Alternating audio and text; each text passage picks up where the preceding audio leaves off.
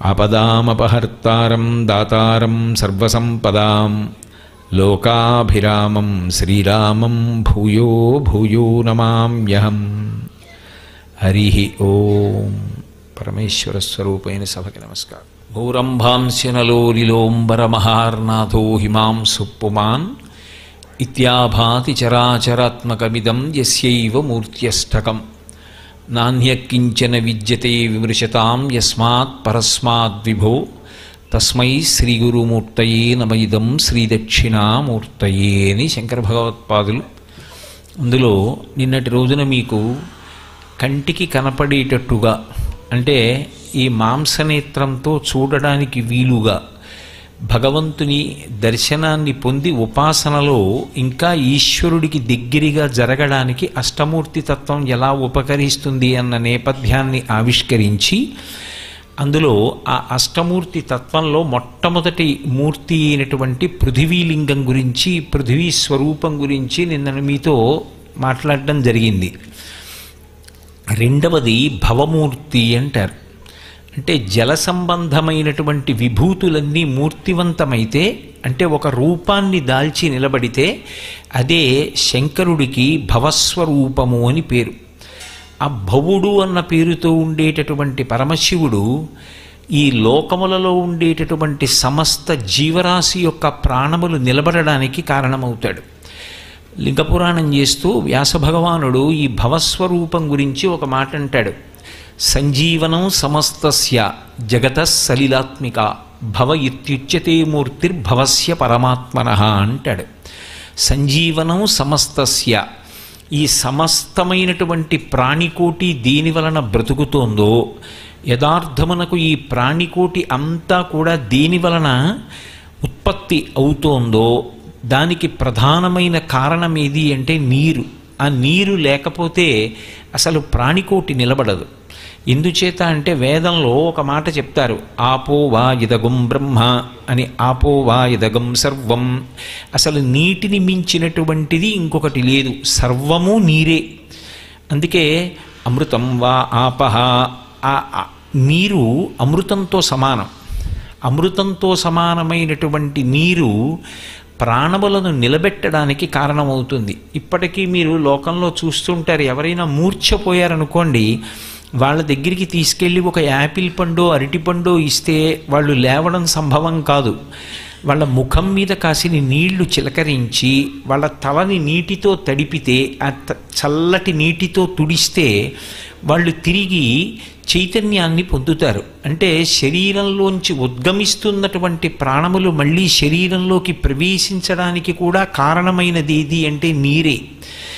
అనాదిగా ఋషులు ఈ నీటి యొక్క వైభవాన్ని అంత ప్రస్తుతి చేశారు.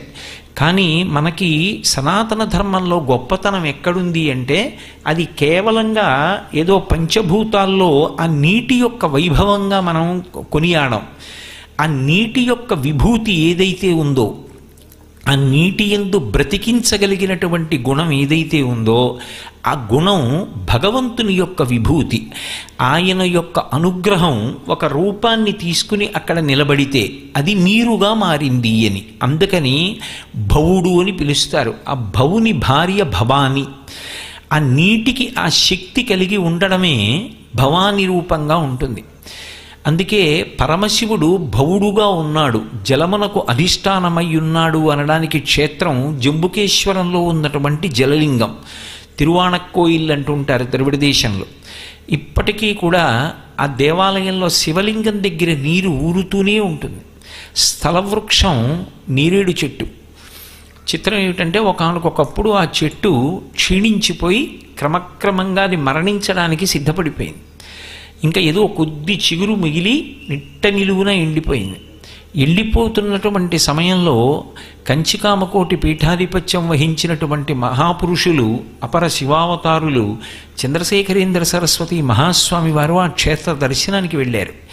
వెళితే ఈ స్థలవృక్షం ఇలా నిలువున ఎండిపోతోంది, ఇది మళ్ళీ జీవించడానికి ఏం చెయ్యాలి అని అడిగారు. అడిగితే ఆయన ఆ చెట్టు దగ్గర కూర్చుని రుద్రాధ్యాయం పారాయణ చెయ్యండి అన్నారు. ఆ చెట్టు దగ్గర కూర్చుని రుద్రం పారాయణ చేస్తే మళ్ళీ ఆ చెట్టు చిగర్చి యథావైభవాన్ని పొందింది. ఆ లింగం దగ్గర ఇప్పటికీ నీరు ఊరుతూ ఉంటుంది. ఆ ఊరినటువంటి నీటిని ఎవరి మీద చల్లరు, ఎవరికీ తీర్థంగా ఇవ్వరు. ఎప్పటికప్పుడు ఆ నీరు తీసి పక్కన పోసేస్తూ ఉంటారు. ఆ నీరు ఎక్కడి నుంచి వచ్చింది అంటే దానికి సమాధానం ఏమి ఉండదు. ఈ సమస్తమైనటువంటి జలరాశిగా ఉండి లోకములను బ్రతికించేటటువంటి లక్షణము కలిగి ఉన్నవాడెవరో ఆయనే శంకరుడు. నిజానికి కేవలం శరీరాలు బ్రతకడం ఒక్కటే కాదు, శరీరములు పోషింపబడడం ఒక్కటే కాదు, ధర్మము దేనిని ఆశ్రయించి ఉంటుంది అంటే నీటిని ఆశ్రయించి ఉంటుంది. నీరు లేదనుకోండి, ఉత్తర క్షణం పోయేదేది అంటే ధర్మం పోతుంది. ఇందుచేత ధర్మమునకు నీటికి అంత దగ్గర సంబంధం ఉంటుంది అంటే శౌచము సిద్ధించాలి అంటే నీరు వినా మార్గం ఉండదు. నేను ఇప్పుడు ఇక్కడికి ప్రవచనానికి రావాలి అంటే ప్రవచనానికి ముందు సంధ్యావందనం చేసి కదూ రావాలి. సంధ్యావందనం చెయ్యాలి అంటే నాకు శౌచం ఎలా సిద్ధిస్తుంది? స్నానం చేస్తే. స్నానం చెయ్యాలి అంటే నాకు ఉపకరణం ఏది? నీరే. ఒకవేళ నేను స్నానం చేసి కూర్చున్న అర్ఘ్యం ఇవ్వాలి అంటే దేంతో అర్ఘ్యం ఇవ్వాలి? నీటితోనే అర్ఘ్యం ఇవ్వాలి. ఆ అర్ఘ్యం ఇవ్వకుండా అసలు సంధ్యావందనమే చేయకుండా నేను ఇక్కడికి ప్రవచనానికి రావడం కన్నా అనవసరమైన విషయం ఇంకోటి ఉండదు. ఆ సంధ్యావందనానికి ప్రాణం ఎక్కడుంది అంటే నీటితోనే ఉంది. ఆ నీరు లేకపోతే అసలు ధర్మం నిర్వర్తించడానికి ఎవరు ఏ కార్యక్రమం చెయ్యాలో ఆ కార్యక్రమం నిర్వర్తించడానికి కావలసినటువంటి స్థితి ఏర్పడదు. పైగా నీరు దొరకలేదనుకోండి, ఇక ఐశ్వర్య సంబంధం ఉండదు లోకానికి. ఒక ఊరుందనుకోండి, ఆ ఊళ్ళో ఎంతంత మేడలు కట్టుకున్న వాళ్ళు ఉండనివ్వండి, ఎంతటి ఐశ్వర్యవంతులు ఉండనివ్వండి, కుటుంబంలో ఎంతమంది సభ్యులు ఉండనివ్వండి, ఎంత బంగారం ఉండనివ్వండి, ఎన్ని పశువులు ఉండనివ్వండి, నీరు దొరకడం మానేసింది అనుకోండి, ఆ ఊరంతా విడిచిపెట్టి ఉన్న ద్రవ్యాన్ని బంగారాన్ని పట్టుకుని వెళ్ళిపోతారు. చిట్ట చివరికి 4 కాళ్లతో ఉండేటటువంటి పశువులు ఏ ఉంటాయో వాటిని వెంట తీసుకెళ్లకుండా వదిలిపెట్టి వెళ్ళిపోతారు. ఊళ్ళు దేనికి ఖాళీ అయిపోతాయి అంటే నీరు దొరకకపోతే ఖాళీ అయిపోతాయి. ఆ నీటి రూపంలో ఉండి పరమాత్మ లోకాలనన్నిటినీ కూడా అనుగ్రహిస్తూ ఉంటాడు. అటువంటి నీరు లేకపోతే అసలు ఈ ప్రపంచము నిలబడదు. ఆ నీటి రూపంలో ఉండి బ్రతికించేటటువంటి లక్షణం నీటి యందు ఉండేటట్టుగా చేసిన వాడెవరో ఆయన శివుడు.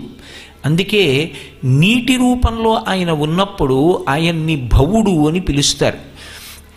ఇటువంటి నీటి గురించి మాట్లాడుతూ వేదం ఒక మాట అంటుంది, హిరణ్యవర్ణా శుచయః పావకాయా సుజాతః కశ్యపోయాస్వింద్రః అగ్నివ్యా గర్భం దధిరే విరూపాస్తాన ఆపశ్యగ్గుశోనా భవంతు అంటుంది. బంగారు రంగు కలిగినటువంటివై ఈ నీరు ఇంద్రుడికి మాతృస్థానీయములై ఉన్నాయి. వేదంలో ఉండేటటువంటి ఇంద్రుడు వేరు, పురాణంలో ఉండేటటువంటి ఇంద్రుడు వేరు. పురాణంలో ఉండేటటువంటి ఇంద్రుడు దేవతలకి అధిపతి. పురాణంలో ఉండేటటువంటి ఇంద్రుడి యొక్క తత్వము కర్మ సిద్ధాంతాన్ని బలపరుస్తూ ఉంటుంది. అందుకే మీరు ఎప్పుడైనా కొంచెం జాగ్రత్తగా గమనిస్తే ఎవరైనా పరమనిష్టతో తపస్సు చేస్తున్న వాళ్ళు ఉంటే వాళ్ళ తపస్సు భగ్నపరచడానికి ప్రయత్నం చేసేది ఎవరు అంటే ఇంద్రుడు ప్రయత్నం చేస్తూ ఉంటాడు.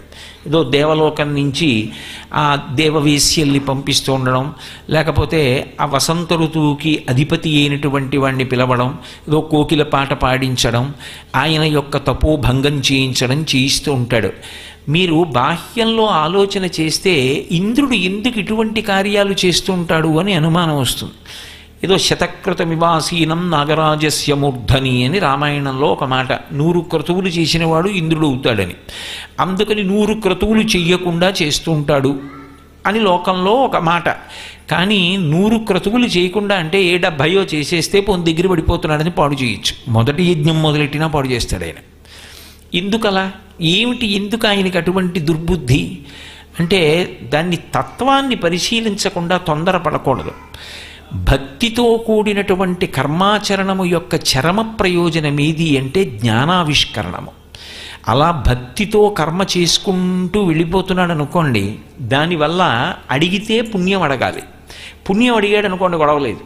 పుణ్యం అడిగితే అది అనుభవించడానికి మళ్ళీ ఏదో జన్మెత్తుతాడు, అందులో దాన్ని సుఖంగా అనుభవించేస్తాడు. కానీ నాకు పుణ్యము వద్దు, పాపము వద్దు, నేను దీన్ని విహిత కర్మగా ఈశ్వర ప్రీతి కొరకు చేస్తున్నాను అని చేసుకెళ్ళిపోతున్నాడు అనుకోండి, అది చిత్తశుద్ధికి కారకమవుతుంది. చిత్తశుద్ధి పాత్రత. ఒకసారి ఆ పాత్రత ఏర్పడితే భగవంతుడు ఆ భక్తితో కూడినటువంటి నిష్కామ కర్మ చేత ప్రీతి చెంది ఎప్పుడో అప్పుడు జ్ఞానాన్ని అనుగ్రహిస్తాడు. అది ఎలా ఉంటుంది అంటే, ఒకసారి అన్నం వండడానికి బియ్యం కడిగి నీళ్లల్లో బియ్యం పోసి అగ్నిహోత్రం మీద పెట్టిన తరువాత అన్ని బియ్యపు గింజలు మెతుకులైపోతాయి. అంతేకాని మళ్ళీ అనుమానం వచ్చి అందులో అన్ని మెతుకులు అయ్యాయా లేదా అని చూడక్కర్లేదు, అన్నీ మెతుకులవుతాయి. అన్ని బియ్యపు గింజలు మెతుకులు ఎలా అయ్యాయో అలా భక్తితో కూడి చేసినటువంటి కర్మాచరణము వలన ఈశ్వరుడి యొక్క అనుగ్రహము చేత పాత్రతను పొంది, ఆ పాత్రత వలన పరమేశ్వరుడు కటాక్షించినటువంటి జ్ఞానము చేత ఇక్కడే ఆ క్షణంలోనే ఆయన ముక్తుడవుతాడు. అంటే నేను శరీరము కాదు అనేటటువంటి జ్ఞానాన్ని పొందుతాడు. ఆ జ్ఞానము అనుభవంగా వస్తే, అనుభవంలో నిలబడితే అప్పుడు ఆయన జీవన్ముక్తుడైనాడు అంటారు.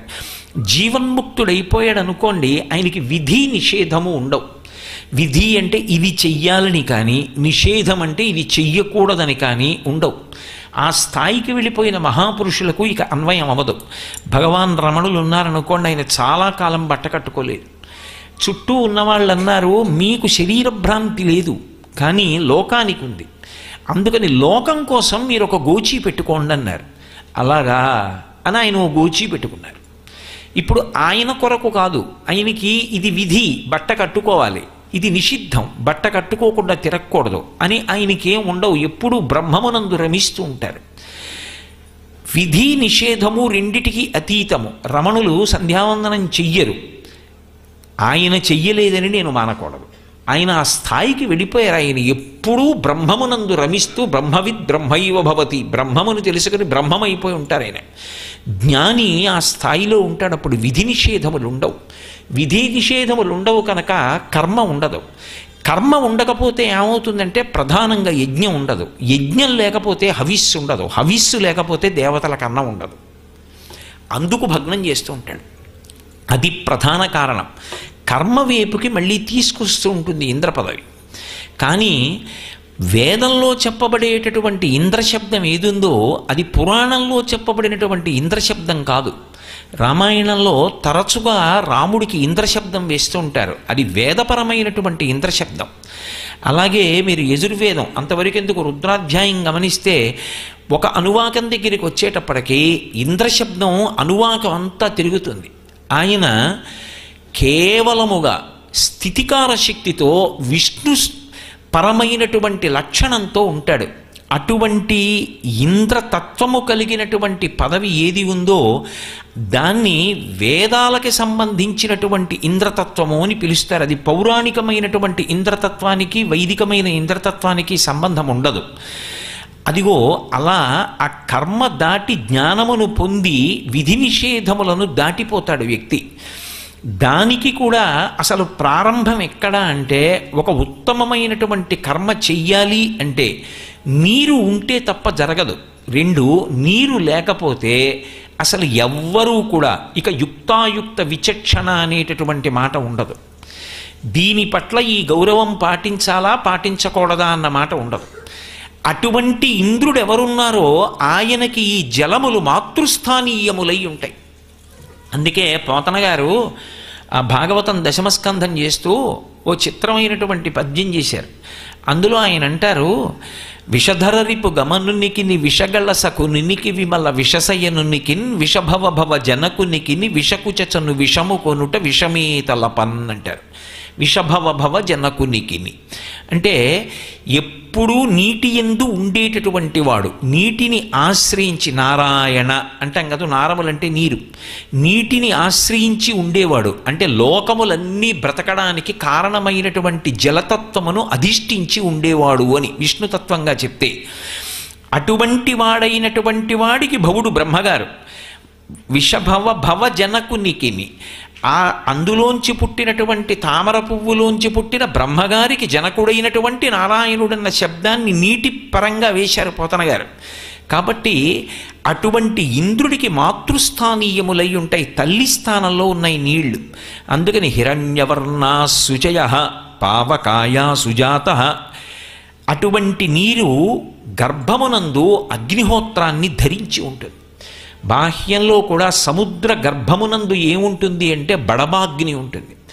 నీటి నుండి ఉత్పత్తి క్రమం చెప్పినప్పుడు ఈ విశ్వం ఎలా వచ్చింది అని చెప్తే ఆకాశాద్వాయు వాయురగ్ని అంటూ ఆకాశము నుండి వాయువు, వాయువు నుండి అగ్ని, అగ్ని నుండి జలము ఉత్పత్తి అయ్యాయి అని.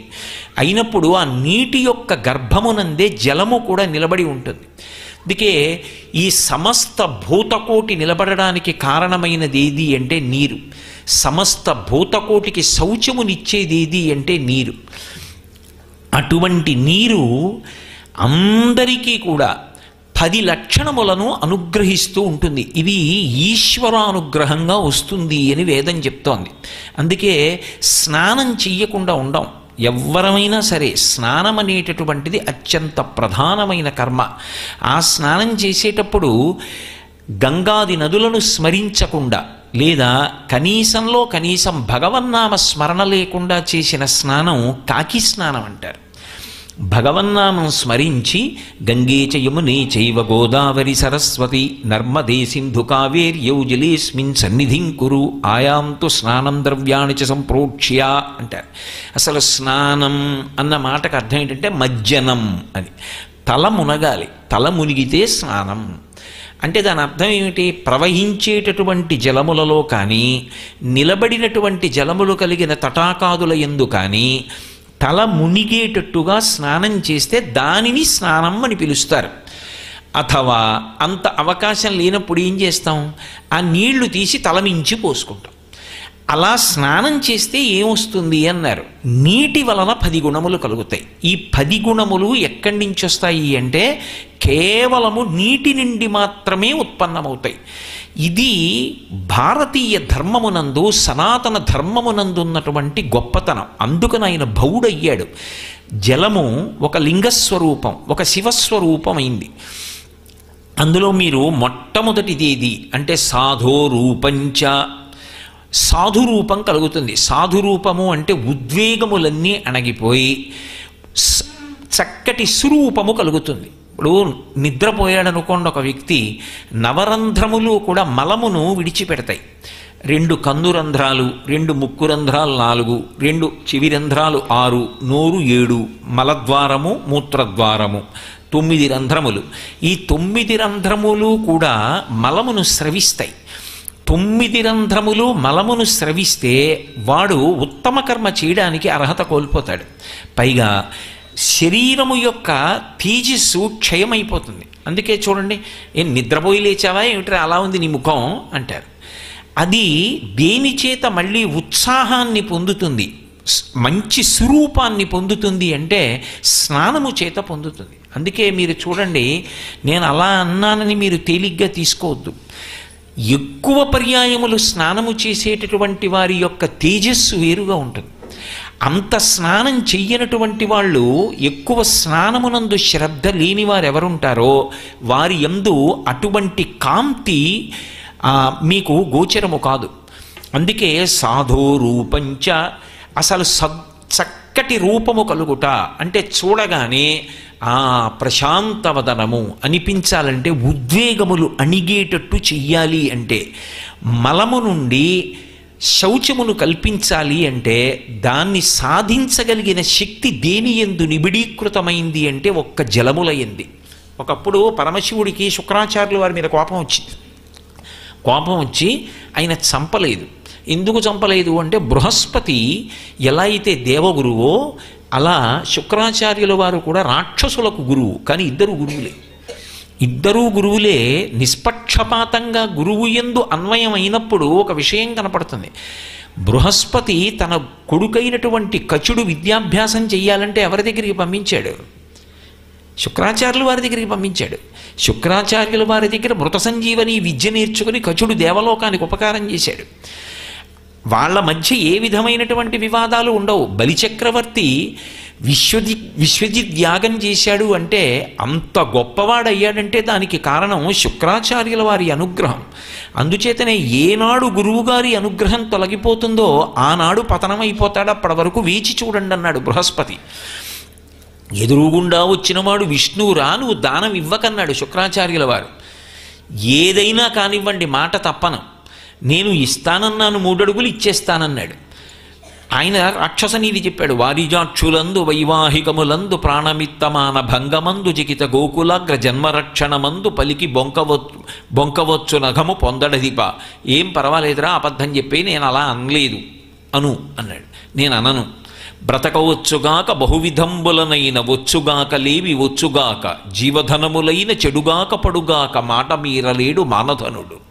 నేను మాట తప్పను, దానం చేసేస్తానన్నాడు. నువ్వు నా మాట తిరస్కరించావు కాబట్టి ఐశ్వర్యం భ్రంశం అయిపోతుందన్నాడు శుక్రాచార్యుల వారు. గురువుగారి కటాక్షం పోయింది, బలిచక్రవర్తి యొక్క ఐశ్వర్యం పోయింది. బృహస్పతి ఎంత గొప్పవాడని చెప్పాలో నిష్పక్షపాతంగా ఆలోచించినప్పుడు రాక్షస గురువైన శుక్రాచార్యుల వారు కూడా అంతే గొప్పవాడు. ఇంత గొప్పవాడైనటువంటి బృహస్పతితో తుల్యుడైనటువంటి శుక్రాచార్యుల వారు బృహస్పతి సాధించిన ఏ విషయాన్నైనా ఆయన సాధించగలడు. వచ్చిన ఒకే ఒక్క తేడా ఏమిటంటే, రాక్షసులు ఆయన్ని ఆశ్రయించారు, దేవతలు ఈయన్ని ఆశ్రయించారు. దేవతల వలన లోకములకు ఉపకారం జరుగుతుంది, రాక్షసుల వలన అపకారం జరుగుతుంది. అందుచేత శుక్రాచార్యుల వారు దేవగురువైనటువంటి బృహస్పతి పొందినటువంటి వైభవం లోకంలో సాధారణంగా పొందలేదేమో కానీ, బృహస్పతి కన్నా శుక్రాచార్యుల వారు తక్కువ అని సిద్ధాంతీకరించడం మాత్రం జాగ్రత్తగా బృహస్పతి మాటలను పరిశీలిస్తే అది సాధ్యం కాదన్న విషయం స్పష్టం అవుతుంది. కాబట్టి సాధో రూపంచ, సద్రూపము అంటే సాధురూపము అంటే అన్ని ఉద్వేగములు అణగిపోయి చక్కటి రూపము అంటే చూడగానే ఏమి తేజస్సురా, మహానుభావుడు ఎంత ఏదో అర్ధచంద్రుని తేట నవగళించులలాట పట్టి తీర్చిన గంగ మట్టితోడ చెక్కుటద్దములయందు జిగివిల్లువలు చిందు రమణీయమణి కుండలములతోడ అని పసిడివ్రాత జలంగు మిషిమిదోపజలంగు అరుణాంశకోత్తరీయంబుతోడ సరిడేనిరా కట్టు చెడువాముల కట్టు బెడగారు నిర్కావి పింజతోడ ధవళ ధవళములగు జనిదములతోడ కాశికాముద్రయిడిన యుంగరంబుతోడ శాంతరసముప్పు బ్రహ్మ తేజంబుతోడ ప్రవరుడయ్యచ్చర ప్రవరుడపుడు అంటాడు అలసాని పెద్దన గారి మనుచరిత్రలో. అలా శాంతరసముప్పు బ్రహ్మ తేజంబుతోడ అటువంటి సాధురూపం దేనివల్ల సాధ్యమవుతుంది అంటే, ఆ స్నానము ఎక్కువ మాటలు చేసే అలవాటు ఉన్న చోట. మనకి భారతదేశం కర్మభూమి. కర్మభూమి అయినటువంటి భారతదేశంలో పుష్కళంగా లభిస్తుంది నీరు. నీటికి కొదవలేదు, అన్ని జీవనదులు ప్రవహిస్తూ ఉంటాయి. సాధోరూపంచ, సాధోరూపంతో పాటుగా తేజస్సు అంటే కాంతి బాగా ఉద్దీపనమవ్వాలి అంటే, కాంతి దేని చేత పెరుగుతుంది మనసుకి మనుష్యునకు అంటే వర్చస్సు అంటారు. ఆ కాంతి పెరగడానికి కూర్మవాయువు బాగా తేజస్సుని సంతరించుకోవడానికి మనస్సు నిశ్చలంగా ఉండడం కారణమవుతుంది. ఆ మనస్సు నిశ్చలత్వం దేని చేత పొందుతుంది అంటే స్నానము చేత పొందుతుంది. అందుకే మీరు చూడండి, మనసు ఎక్కువ కదులుతోంది, రజోగుణ తమో గుణముల చేత కొట్టబడుతోంది అనుకుంటే వెంటనే చల్లటి నీటితో ఒకసారి స్నానం చేస్తారు. ఇప్పటికీ చల్లని నీటితో చేసినటువంటి స్నానము వలన రజోగుణ తమో గుణములతో కదిలిపోయినటువంటి మనసు స్థిమితపడి నిలబడుతుంది. అందుకే దాని వలన తేజస్సు ఉద్దీపనమవుతుంది. కాబట్టి ఆ కాంతిని పెంచే లక్షణం దేనికి ఉంది అంటే స్నానానికి. ఆ స్నానమునకు ఉపకరణం ఏది అంటే నీరొక్కటే. కాబట్టి సాధో రూపంచ తేజో బలశ్చ, శరీరమునకు బలమునిచ్చేది ఏది అంటే స్నానం. అసలు స్నానం చేసేటప్పటికే బడలిక బాగా తీరిపోయి అమ్మయ్యా అనిపిస్తుంది. వేసవి కాలంలో ఏదో శంకరాచార్యులు వారి శివానంద లహరిలో చెప్పినట్టు సంసార భ్రమణ పరితాపోపశమనం అంటారు. అలా బయట తిరిగి వచ్చినటువంటి వాడు ఒళ్ళు చెమట పట్టి తాపాన్ని పొంది ఉంటే ఒక్కసారి చల్లటి నీళ్లు తలమించి స్నానం చేసి తుడుచుకుని తేలిక బట్ట కట్టుకొచ్చి కూర్చున్నాడు అనుకోండి, అమ్మయ్యా అని బడలికంతా తీరి మంచి బలాన్ని పుంజుకుంటాడు. కాబట్టి బలం ఇవ్వగలిగినది ఏది అంటే స్నానం. అంతేకాదు అసలు నదీ ప్రవాహానికి అభిముఖంగా నిలబడి చేసినటువంటి స్నానం గొప్ప తేజస్సుకి కారకమై శరీర బలం పెరగడానికి కారణమవుతోంది అని వేదం నిర్ధారించింది. కాబట్టి తేజోరూపంచ బలం, అలాగే సాధోరూపంచ తేజస్సు బలం శౌచం. శౌచము దేని చేత కలుగుతుంది అంటే ఒక్క స్నానము చేత మాత్రమే కలుగుతుంది. అందుకే స్నానం విషయంలో అన్ని మినహాయింపులు ఇస్తూ వెళ్ళిపోయింది శాస్త్రం. ప్రతిరోజు పురుషుడు తలస్నానం చెయ్యాలి, తలమించి స్నానం చెయ్యాలి. తలమించి స్నానం చెయ్యకుండా పురుషుడు ఉండడాన్ని శాస్త్రం అంగీకరించదు.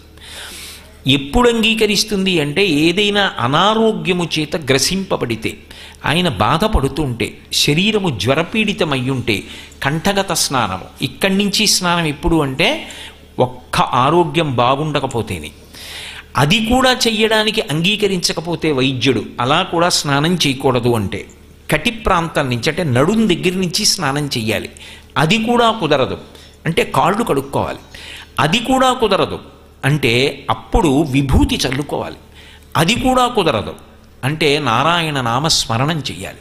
అథవా గోవిందా గోవిందా గోవింద అపవిత్ర పవిత్రోవా సర్వావస్థాంగతోపివా యస్మరేత్ పుండరీకాక్షం సబాహ్యాభ్యంతర శుచి. తప్ప ఇన్ని మినహాయింపులు ఎందుకు ఇస్తూ వెళ్ళింది అంటే స్నాన ఫలితమును కల్పించడానికి వెళ్ళింది. స్నానమే శౌచమునిస్తుంది. శౌచము అంటే ఒక ఉత్తమ కర్మ చేయడానికి అర్హత. ఒక్కొక్క అర్హత పొందితే తప్ప ఒక్కొక్క కర్మ చెయ్యడం సాధ్యం కాదు. ఒక వ్యక్తి ఏది చదువుకోవాలో అది చదువుకుంటే తప్ప ఒక ఉద్యోగానికి అర్హుడు కాడు. అలాగే స్నానం చేసినవాడై ఉంటే తప్ప భగవత్ సంబంధమైనటువంటి కర్మ చెయ్యడానికి అర్హత పొంది ఉండడు. ఆ శౌచము కలగాలి అంటే స్నానం ఒక్కటే మార్గం అయి ఉంటుంది. కాబట్టి శౌచమిచ్చిన అదే. అలాగే ఆయుష్యమారోగ్యమలోలపత్వం దుస్వప్నఘాతంచ తపశ్చ మేధా అంది వేదం. ఆయుష్యం దీర్ఘాయుర్దాయం దేని చేత కలుగుతుంది అంటే నియమంగా స్నానం చేసేటటువంటి అలవాటు ఎవరికి ఉంటుందో, స్నానం చేసేటటువంటి విధి విధానాన్ని ఎవరు పాటించి స్నానం చేస్తారో వాళ్ళు దీర్ఘాయుష్మంతులవుతారు. అందుకే ఆయుష్యం ఆరోగ్యం దేని మీద ఆధారపడుతుంది అంటే స్నానం చెయ్యడంలో ఆ నిష్ట కలిగి ఏదో గబగబగబగబా స్నానం చేసి రావడం కాదు. స్నానం చేసేటప్పుడు శ్రద్ధావంతుడై.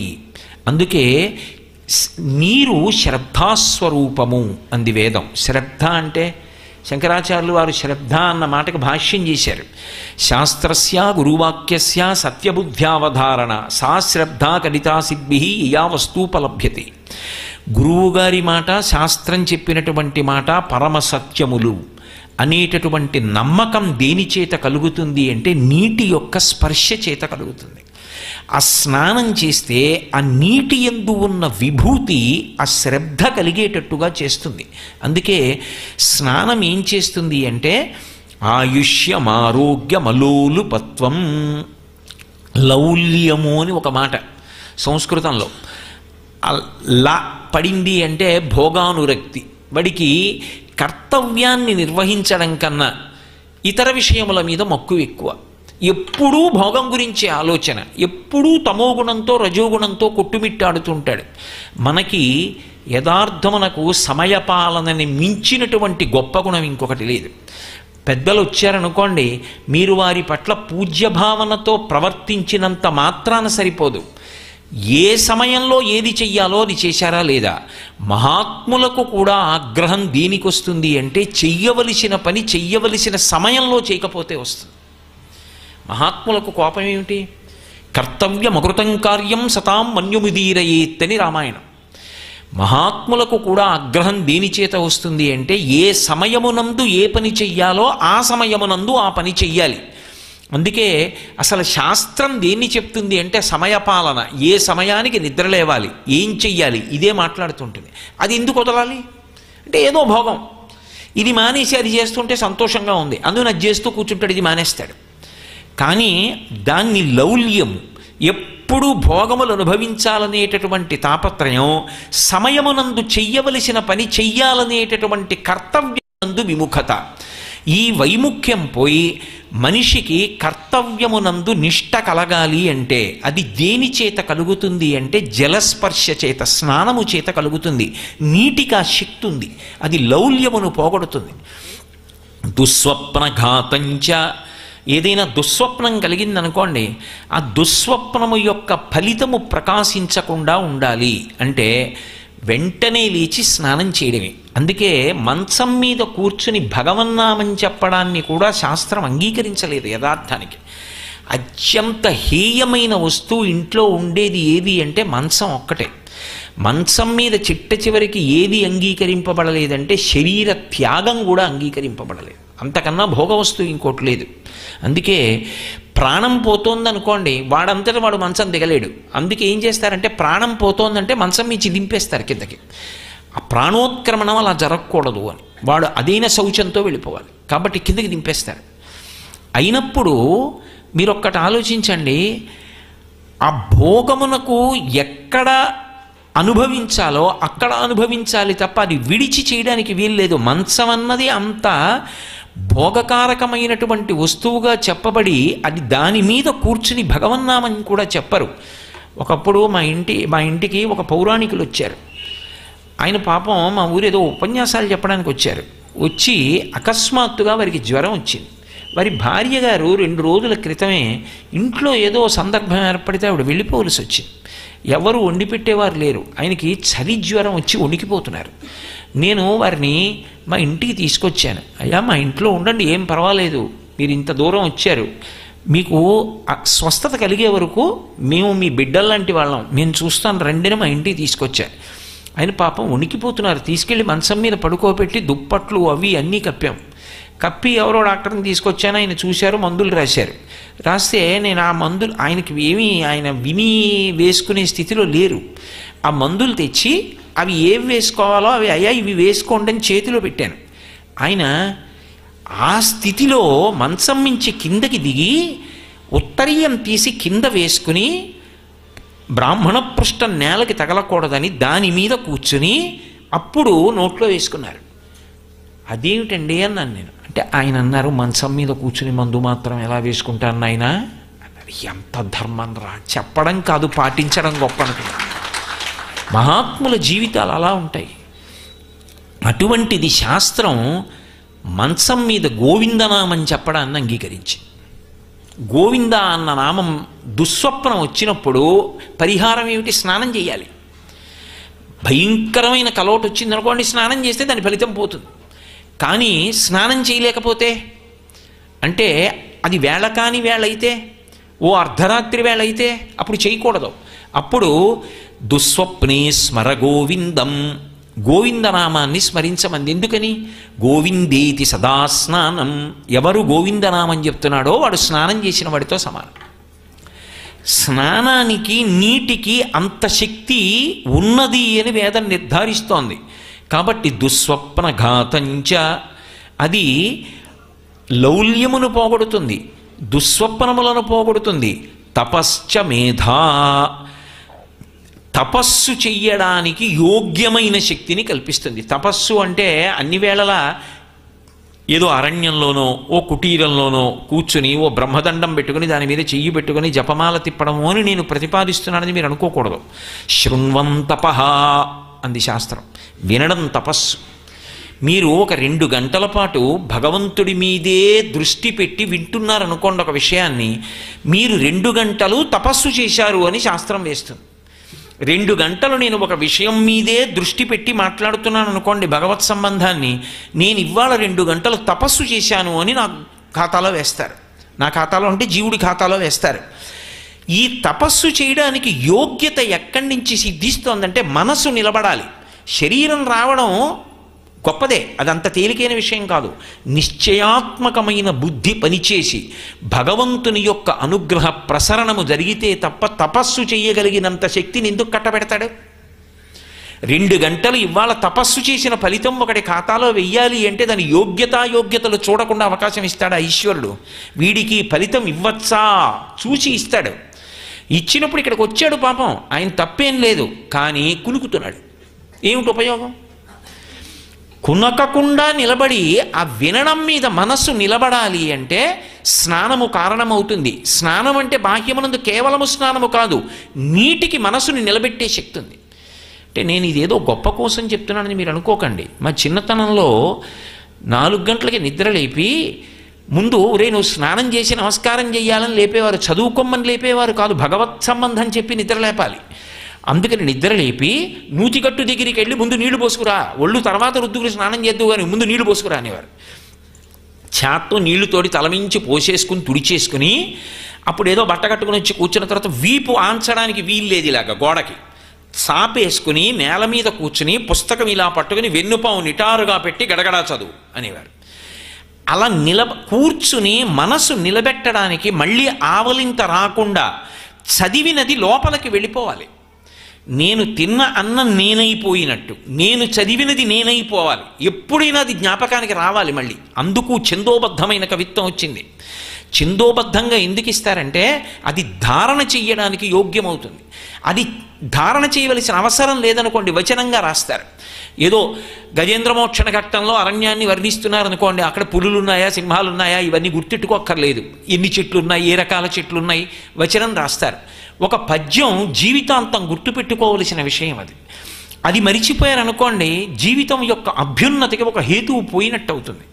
అయినప్పుడు అది గుర్తుండాలి అంటే దాన్ని ఛందస్సులో ఇస్తారు. ఛందస్సులో ఇస్తే తొందరగా పట్టుకుంటుంది మనస్సు. పుస్తకం చదివాడు అంటే తాను పుస్తకం అయిపోవాలి, అప్పుడు ధారణలో ఉంటుంది. అది తపస్సు. ఆ జ్ఞాపక శక్తి దేని వల్ల వస్తుంది అంటే మేధ, అంటే జ్ఞాపక శక్తి పెరగడానికి హేతువేది జలస్పర్శ చేత.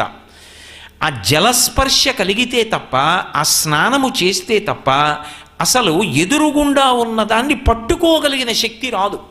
గురువుగారు కూర్చొని ఒక మాట చెప్తున్నారు అనుకోండి, శిష్యుల్ని చుట్టూ కూర్చోబెట్టుకుని గురువుగారు ఊపిరిని పణంగా పెట్టి చెప్తున్నారు. గురువుగారు ఊపిరిని పణంగా పెట్టి ఒక విషయం చెప్తున్న దాన్ని పరమశ్రద్ధతో శిష్యుడు అందుకోవాలి. అది ఎలా ఉండాలి అంటే ఆవు పాలు పితుకుతున్నట్టు ఉండాలి. దూడని వదిలి దూడ వెళ్ళి పొదుగుని గుద్ది పాలు చేపుకొచ్చిన తరువాత తీసి పక్కకు కట్టేసి నీళ్లు చల్లి పితుకులు కడిగేసి పాలు తీసేటప్పుడు పక్కవాడితో మాట్లాడుతున్న 2 మోకాళ్ల మధ్యలో పెట్టుకున్న బిందెలోకి శిరములను పట్టి లాగుతున్నప్పుడు పాల ధార మాత్రం గిన్నెలోనే పడాలి. పక్కకు పడిపోయింది ఆ పాలు నేలపాలైపోతాయి. పాలు ఎంత శ్రద్ధగా పితుకుతారో గురువుగారి దగ్గర కూర్చుని గురువుగారు మాట్లాడుతున్నప్పుడు వినడం అలా ఉండాలి. అప్పుడది విన్నది చదివినది ఎవరు ఎదురుగుండా కూర్చున్నాడో వాడైపోతుంది. అది మేధా, జ్ఞాపకంలో అలా ఉండిపోతుంది. ఆ సందర్భం వచ్చినప్పుడు టక్కున జ్ఞాపకానికి వచ్చి ఓ గురువుగారు చెప్పారు నేను ఇలా బ్రతకాలి అని అలా బ్రతుకుతాడు. జీవితానికి అన్వయం అవుతుంది. అందుకే విద్యాభ్యాసం చేసేటటువంటి కాలం బ్రహ్మచర్యం కనుక బ్రహ్మచర్యం మీద ఎక్కువ నిబంధనలను వేదం విధించలేదు. ఏకాదశి నాడు ఉపవాసం చేయమని కానీ, లేకపోతే ఆఖరికి యజ్ఞంలో మీరు కూర్చుని హవిస్సివ్వండని కానీ అలా సమిధాదానం చేసి వదిలిపెట్టేసేయండి. గాయత్రి చేయి, సంధ్యావందనం చేయి, గురువుగారి దగ్గర కూర్చో, పాఠం నేర్చుకో. ఒకవేళ గాయత్రి చేసే అధికారం లేకపోతే నష్టమేం లేదు, గురువుగారు చెప్పింది విను చాలు. గురువుగారి దగ్గర నేర్చుకున్నదేదో అదే తర్వాత జీవితాంతం పనికొస్తుంది. అది జ్ఞాపకం ఉండాలి. అంతేకాని చిన్నప్పుడు ఎప్పుడో చెప్పారు కానండి అన్నీ మర్చిపోయానంటే ఎలా పనికొస్తుంది జీవితంలో? మంచి మాట జ్ఞాపకం ఉండిపోవడం మేధ. ఈ 10 లక్షణములు దేనివల్ల కలుగుతున్నాయి అంటే నీటి వలన కలుగుతున్నాయి. అది భవుడు, అది లింగస్వరూపం. అంతేకాదు అసలు నీటికి ఉన్నటువంటి గొప్పతనం ఒకటి ఉంది. ఆపో వై దేవాహ ఆపో వై సర్వా దేవాహ అంది వేదం. అసలు దేవతలందరూ ఎప్పుడైనా ప్రవేశించవలసి వస్తే ఎందులో ప్రవేశిస్తారు అంటే నీటిలోకి ప్రవేశిస్తారు. అందుకే మీరు చూడండి, ఒక మూర్తిని పెట్టి పూజ చేయడం వేరు, ఒక కలశ పెడుతుంటారు. ఎక్కడైనా సరే ఒక 7 రోజుల పాటు ఒక హోమం చేస్తున్నారనుకోండి, ఆఖరి రోజున పూర్ణాహుతి, ఈ ప్రధాన కలశ జలం అక్కడ పెట్టి ఈ 7 రోజులు ఎవరు దీక్ష చేసుకుని ఆ యజ్ఞమునందు ప్రధానంగా యజమానిగా ఉన్నాడో వాడికి అవబృధ స్నానం చేయించినప్పుడు ఈ ప్రధాన కలశ జలాలే తీసుకెళ్ళి ఆయన శిరస్సు మించి పోస్తారు. అలా పోసిన తరువాత ఇంకా జుత్తు ఎవరైనా పట్టుకున్నాడు అనుకోండి కోపంతో, వాడు సర్వభ్రష్టుడైపోతాడు, వంశమంతా నశించిపోతుంది. మహాభారతంలో రాజసూయాగం చేసి అవభృత స్నానం చేసిన ద్రౌపదీదేవి జుత్తు పట్టుకున్నాడు కాబట్టే దుశ్శాసనుడు వంశం నశించిపోయింది. ఆ నీటి చేత జుట్టు తడిస్తే అంత శక్తి వస్తుంది.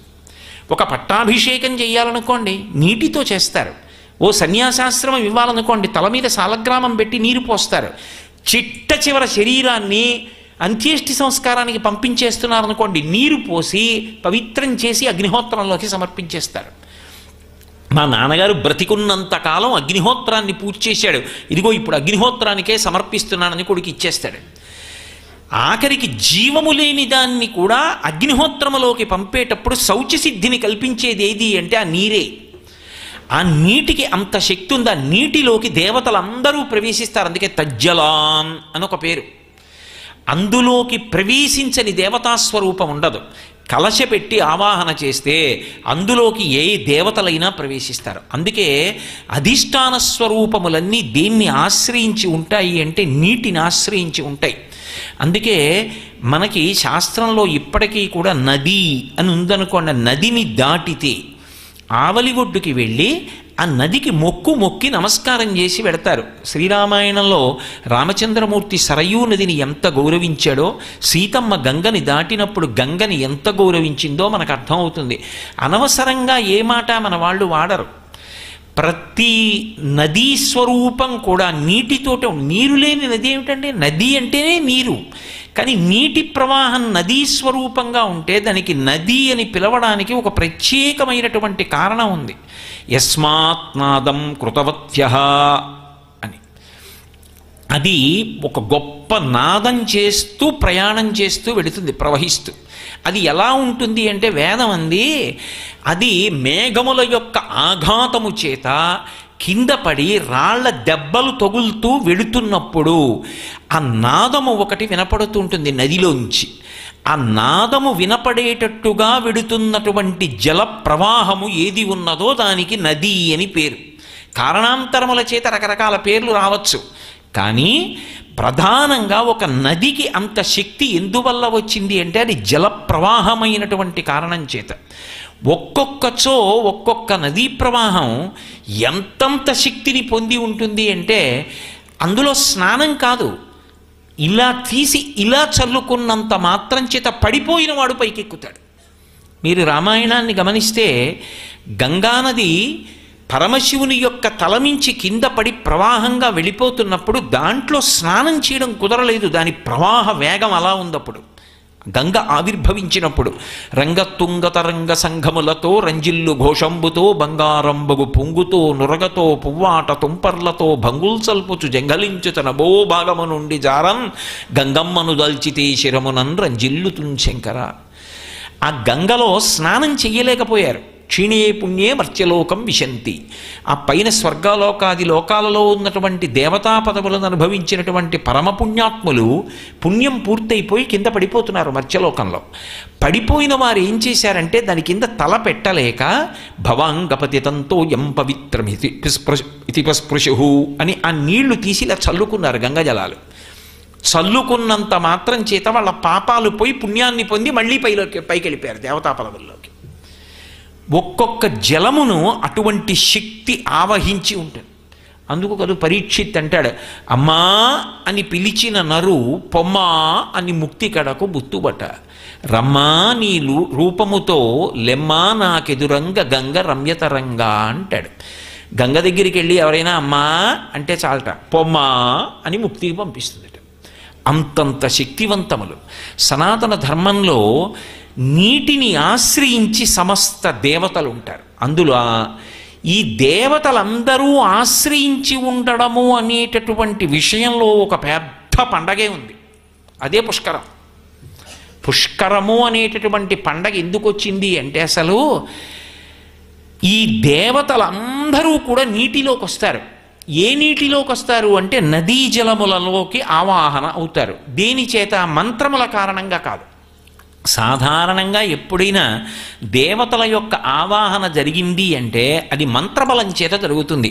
స్వరం తప్పకుండా వేదంలో ఉండేటటువంటి మంత్రాన్ని ఉచ్చరిస్తే ఆ మంత్రములో ఉండేటటువంటి శబ్దశక్తి చేత దేవతలు వచ్చి ఎందులో ప్రవేశించమని అడిగామో అందులో ప్రవేశిస్తారు. యజ్ఞాది కార్యక్రమములైతే ఇచ్చినటువంటి ఆజ్యాన్ని హవిస్సుని పుచ్చుకుని తిని పెడతారు. కానీ నదికి వచ్చేటటువంటి పుష్కరాల విషయంలో సమస్త దేవతలు 12 రోజుల పాటు ఒక్కొక్క నదిలోకి ప్రవేశిస్తారు. అది ఒక గొప్ప పర్వం. అది ప్రాణికోటికి ఇవ్వబడినటువంటి గొప్ప వరం. కానీ దాని గురించిన జ్ఞానం మిగిలిన ప్రాణులకి ఎలా ఉంటుంది? మిగిలినటువంటి ప్రాణులు అంటే నా ఉద్దేశ్యం మనుష్యేతరులు అని. మనుష్యులు కాకుండా ఇతర ప్రాణులు ఉంటాయి. 84 లక్షల జీవరాశుల్లో మనుష్యుడే కాదు 83,99,999 ఇతర ప్రాణులు ఉన్నాయి. వాటికి పుష్కరాలు వస్తున్నాయని ఎలా తెలుస్తుంది? తెలిసే అవకాశం ఉండదు. కానీ దాన్ని సద్వినియోగం చేసుకోగలిగిన వాడెవరు అంటే మనుష్యుడొక్కడే. ఎందుచేత అంటే పుష్కరము అంటే 12 సంవత్సరములకు ఒక్కసారి ఒక్కొక్క నది యందు వచ్చేటటువంటి ఒక పవిత్రమైనటువంటి శక్తి ఆవిర్భావ కాలము. అది కూడా 12 నదుల విషయంలోనే అన్వయం, అన్ని నదులకి అది అన్వయం అవ్వదు. ఇది ఇలా జరగడానికి కారణం ఒకటి చెప్పింది బ్రహ్మపురాణం. తుండిలుడు అని ఒక బ్రాహ్మణుడు, ఆయన పరమశివుడి గురించి తపస్సు చేశాడు. పరమేశ్వరుడు ఏమివ్వలేడు, ఆయనే భవుడు, ఆయనే జలరూపంగా ఉండేవాడు. కాబట్టి ఆయనని ఈ బ్రాహ్మణుడు వరమడిగాడు. నీకేం కావాలని అడిగాడు. ఆయన సాకార రూపంలో ప్రత్యక్షమై, నాకు ఒక కోరిక ఉంది, నేను తీర్థములు 3.5 కోట్ల తీర్థములకు చక్రవర్తిని కావాలి అన్నాడు.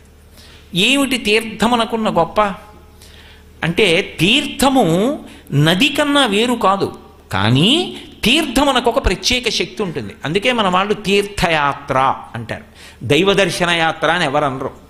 తీర్థమునందు స్నానము చెయ్యడం కోసం వెళ్ళిన యాత్ర ఏదో అది తీర్థయాత్ర. ఏది తీర్థము అంటే అంగిరసాది మహర్షులు, నేను వేదంలో చెప్పినటువంటి విషయాన్ని మీతో మనవి చేస్తున్నది. అంగిరసాది మహర్షులు ఒకానొకప్పుడు పెద్ద యజ్ఞక్రతువు చేసి వారు స్వర్గలోకానికి వెళ్ళిపోవాలి అని నిశ్చయం చేసుకుని వాళ్ళ యొక్క యజ్ఞ ఫలితాన్ని, దీక్షని జలముల యందు నిక్షేపించి వెళ్ళిపోయారు. ఏ ఏ ప్రాంతముల యందు వారు అలా నిక్షేపించి వెళ్ళారో ఆ ప్రాంతముల యందు ప్రవహించేటటువంటి జలములకు తీర్థములని పేరు. ఆ తీర్థమునందు ఎవడైనా మజ్జనం చేశాడనుకోండి, తలముంచి స్నానం చేశాడనుకోండి, దానికి విశ్వాసము ప్రాతిపదిక. తలముంచి స్నానం చేశాడనుకోండి, ఉత్తర క్షణంలో వాడికి ఏ శక్తి కలుగుతుంది అంటే వాడు దీక్షితుడై యజ్ఞము చేసిన ఫలితం కలుగుతుంది.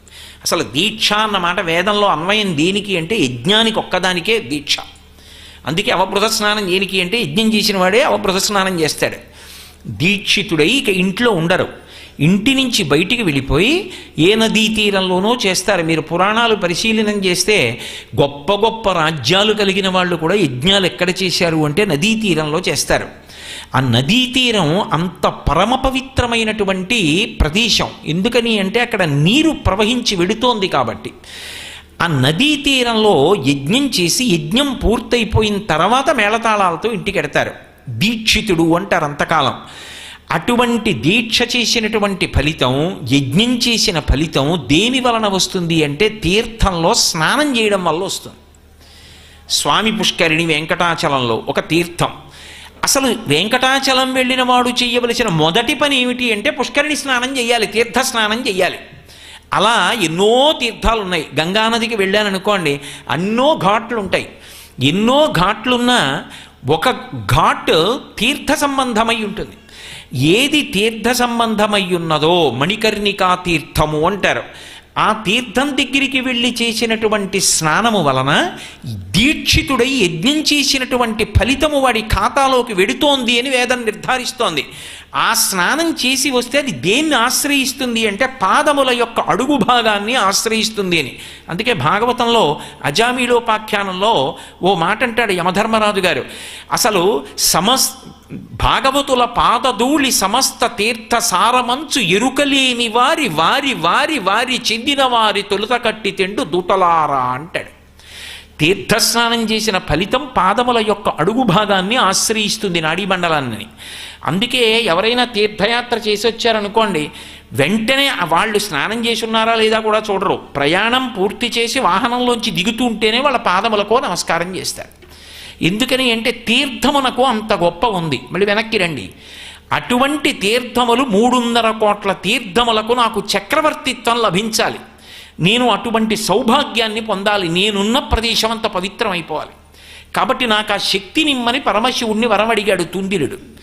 నీకు పుష్కరుడు అన్న పేరుతో నేను ఆ శక్తిని ఇస్తున్నాను, నువ్వు ఇన్ని కోట్ల తీర్థములకు అధినాథుడవుతావని నీటి యందు నివసించి ఉండేటటువంటి శక్తిని పుష్కరుడికి కటాక్షించాడు శంకరుడు. ఈ పుష్కరుణ్ణి చతుర్ముఖ బ్రహ్మగారు ఆహ్వానించాడు. ఒకసారి నేను సృష్టి కార్యం చెయ్యాలి, నా కమండలానికి నా కమండలంలో ఉన్న జలానికి ఒక గొప్ప శక్తి ఉంటుంది. ఎందుకంటే అందుకే వేదం ఒక చమత్కారమైన మాట అంది, రాక్షసఘ్నము అంటే రాక్షసుల్ని చంపేదేది అంటే నీరే అంది. ఎందుకు చంపేస్తుంది అంటే ఆ నీరు తీసి మంత్రాన్ని ఒక్కసారి జపించి ఆ నీరు చల్లాడనుకోండి, అవతలవాడు ఏదైనా అయిపోతాడు. అలా మీకు పురాణంలో ఎంతమంది కనపడలేదు? మంత్రశక్తి నీటిలోకి వెళ్ళి ఆ నీరు అవతలవాడిని పడగొట్టగలిగిన బ్రహ్మాస్త్రంగా మారుతుంది. అంత గొప్పది. ఇక సృష్టి చెయ్యవలసిన నా కమండలంలో ఉండే జలాలు ఎంత శక్తివంతములు కావాలి. కాబట్టి నువ్వు వచ్చి నా కమండలంలో కూర్చోమన్నాడు పుష్కరుణ్ణి బ్రహ్మగారు.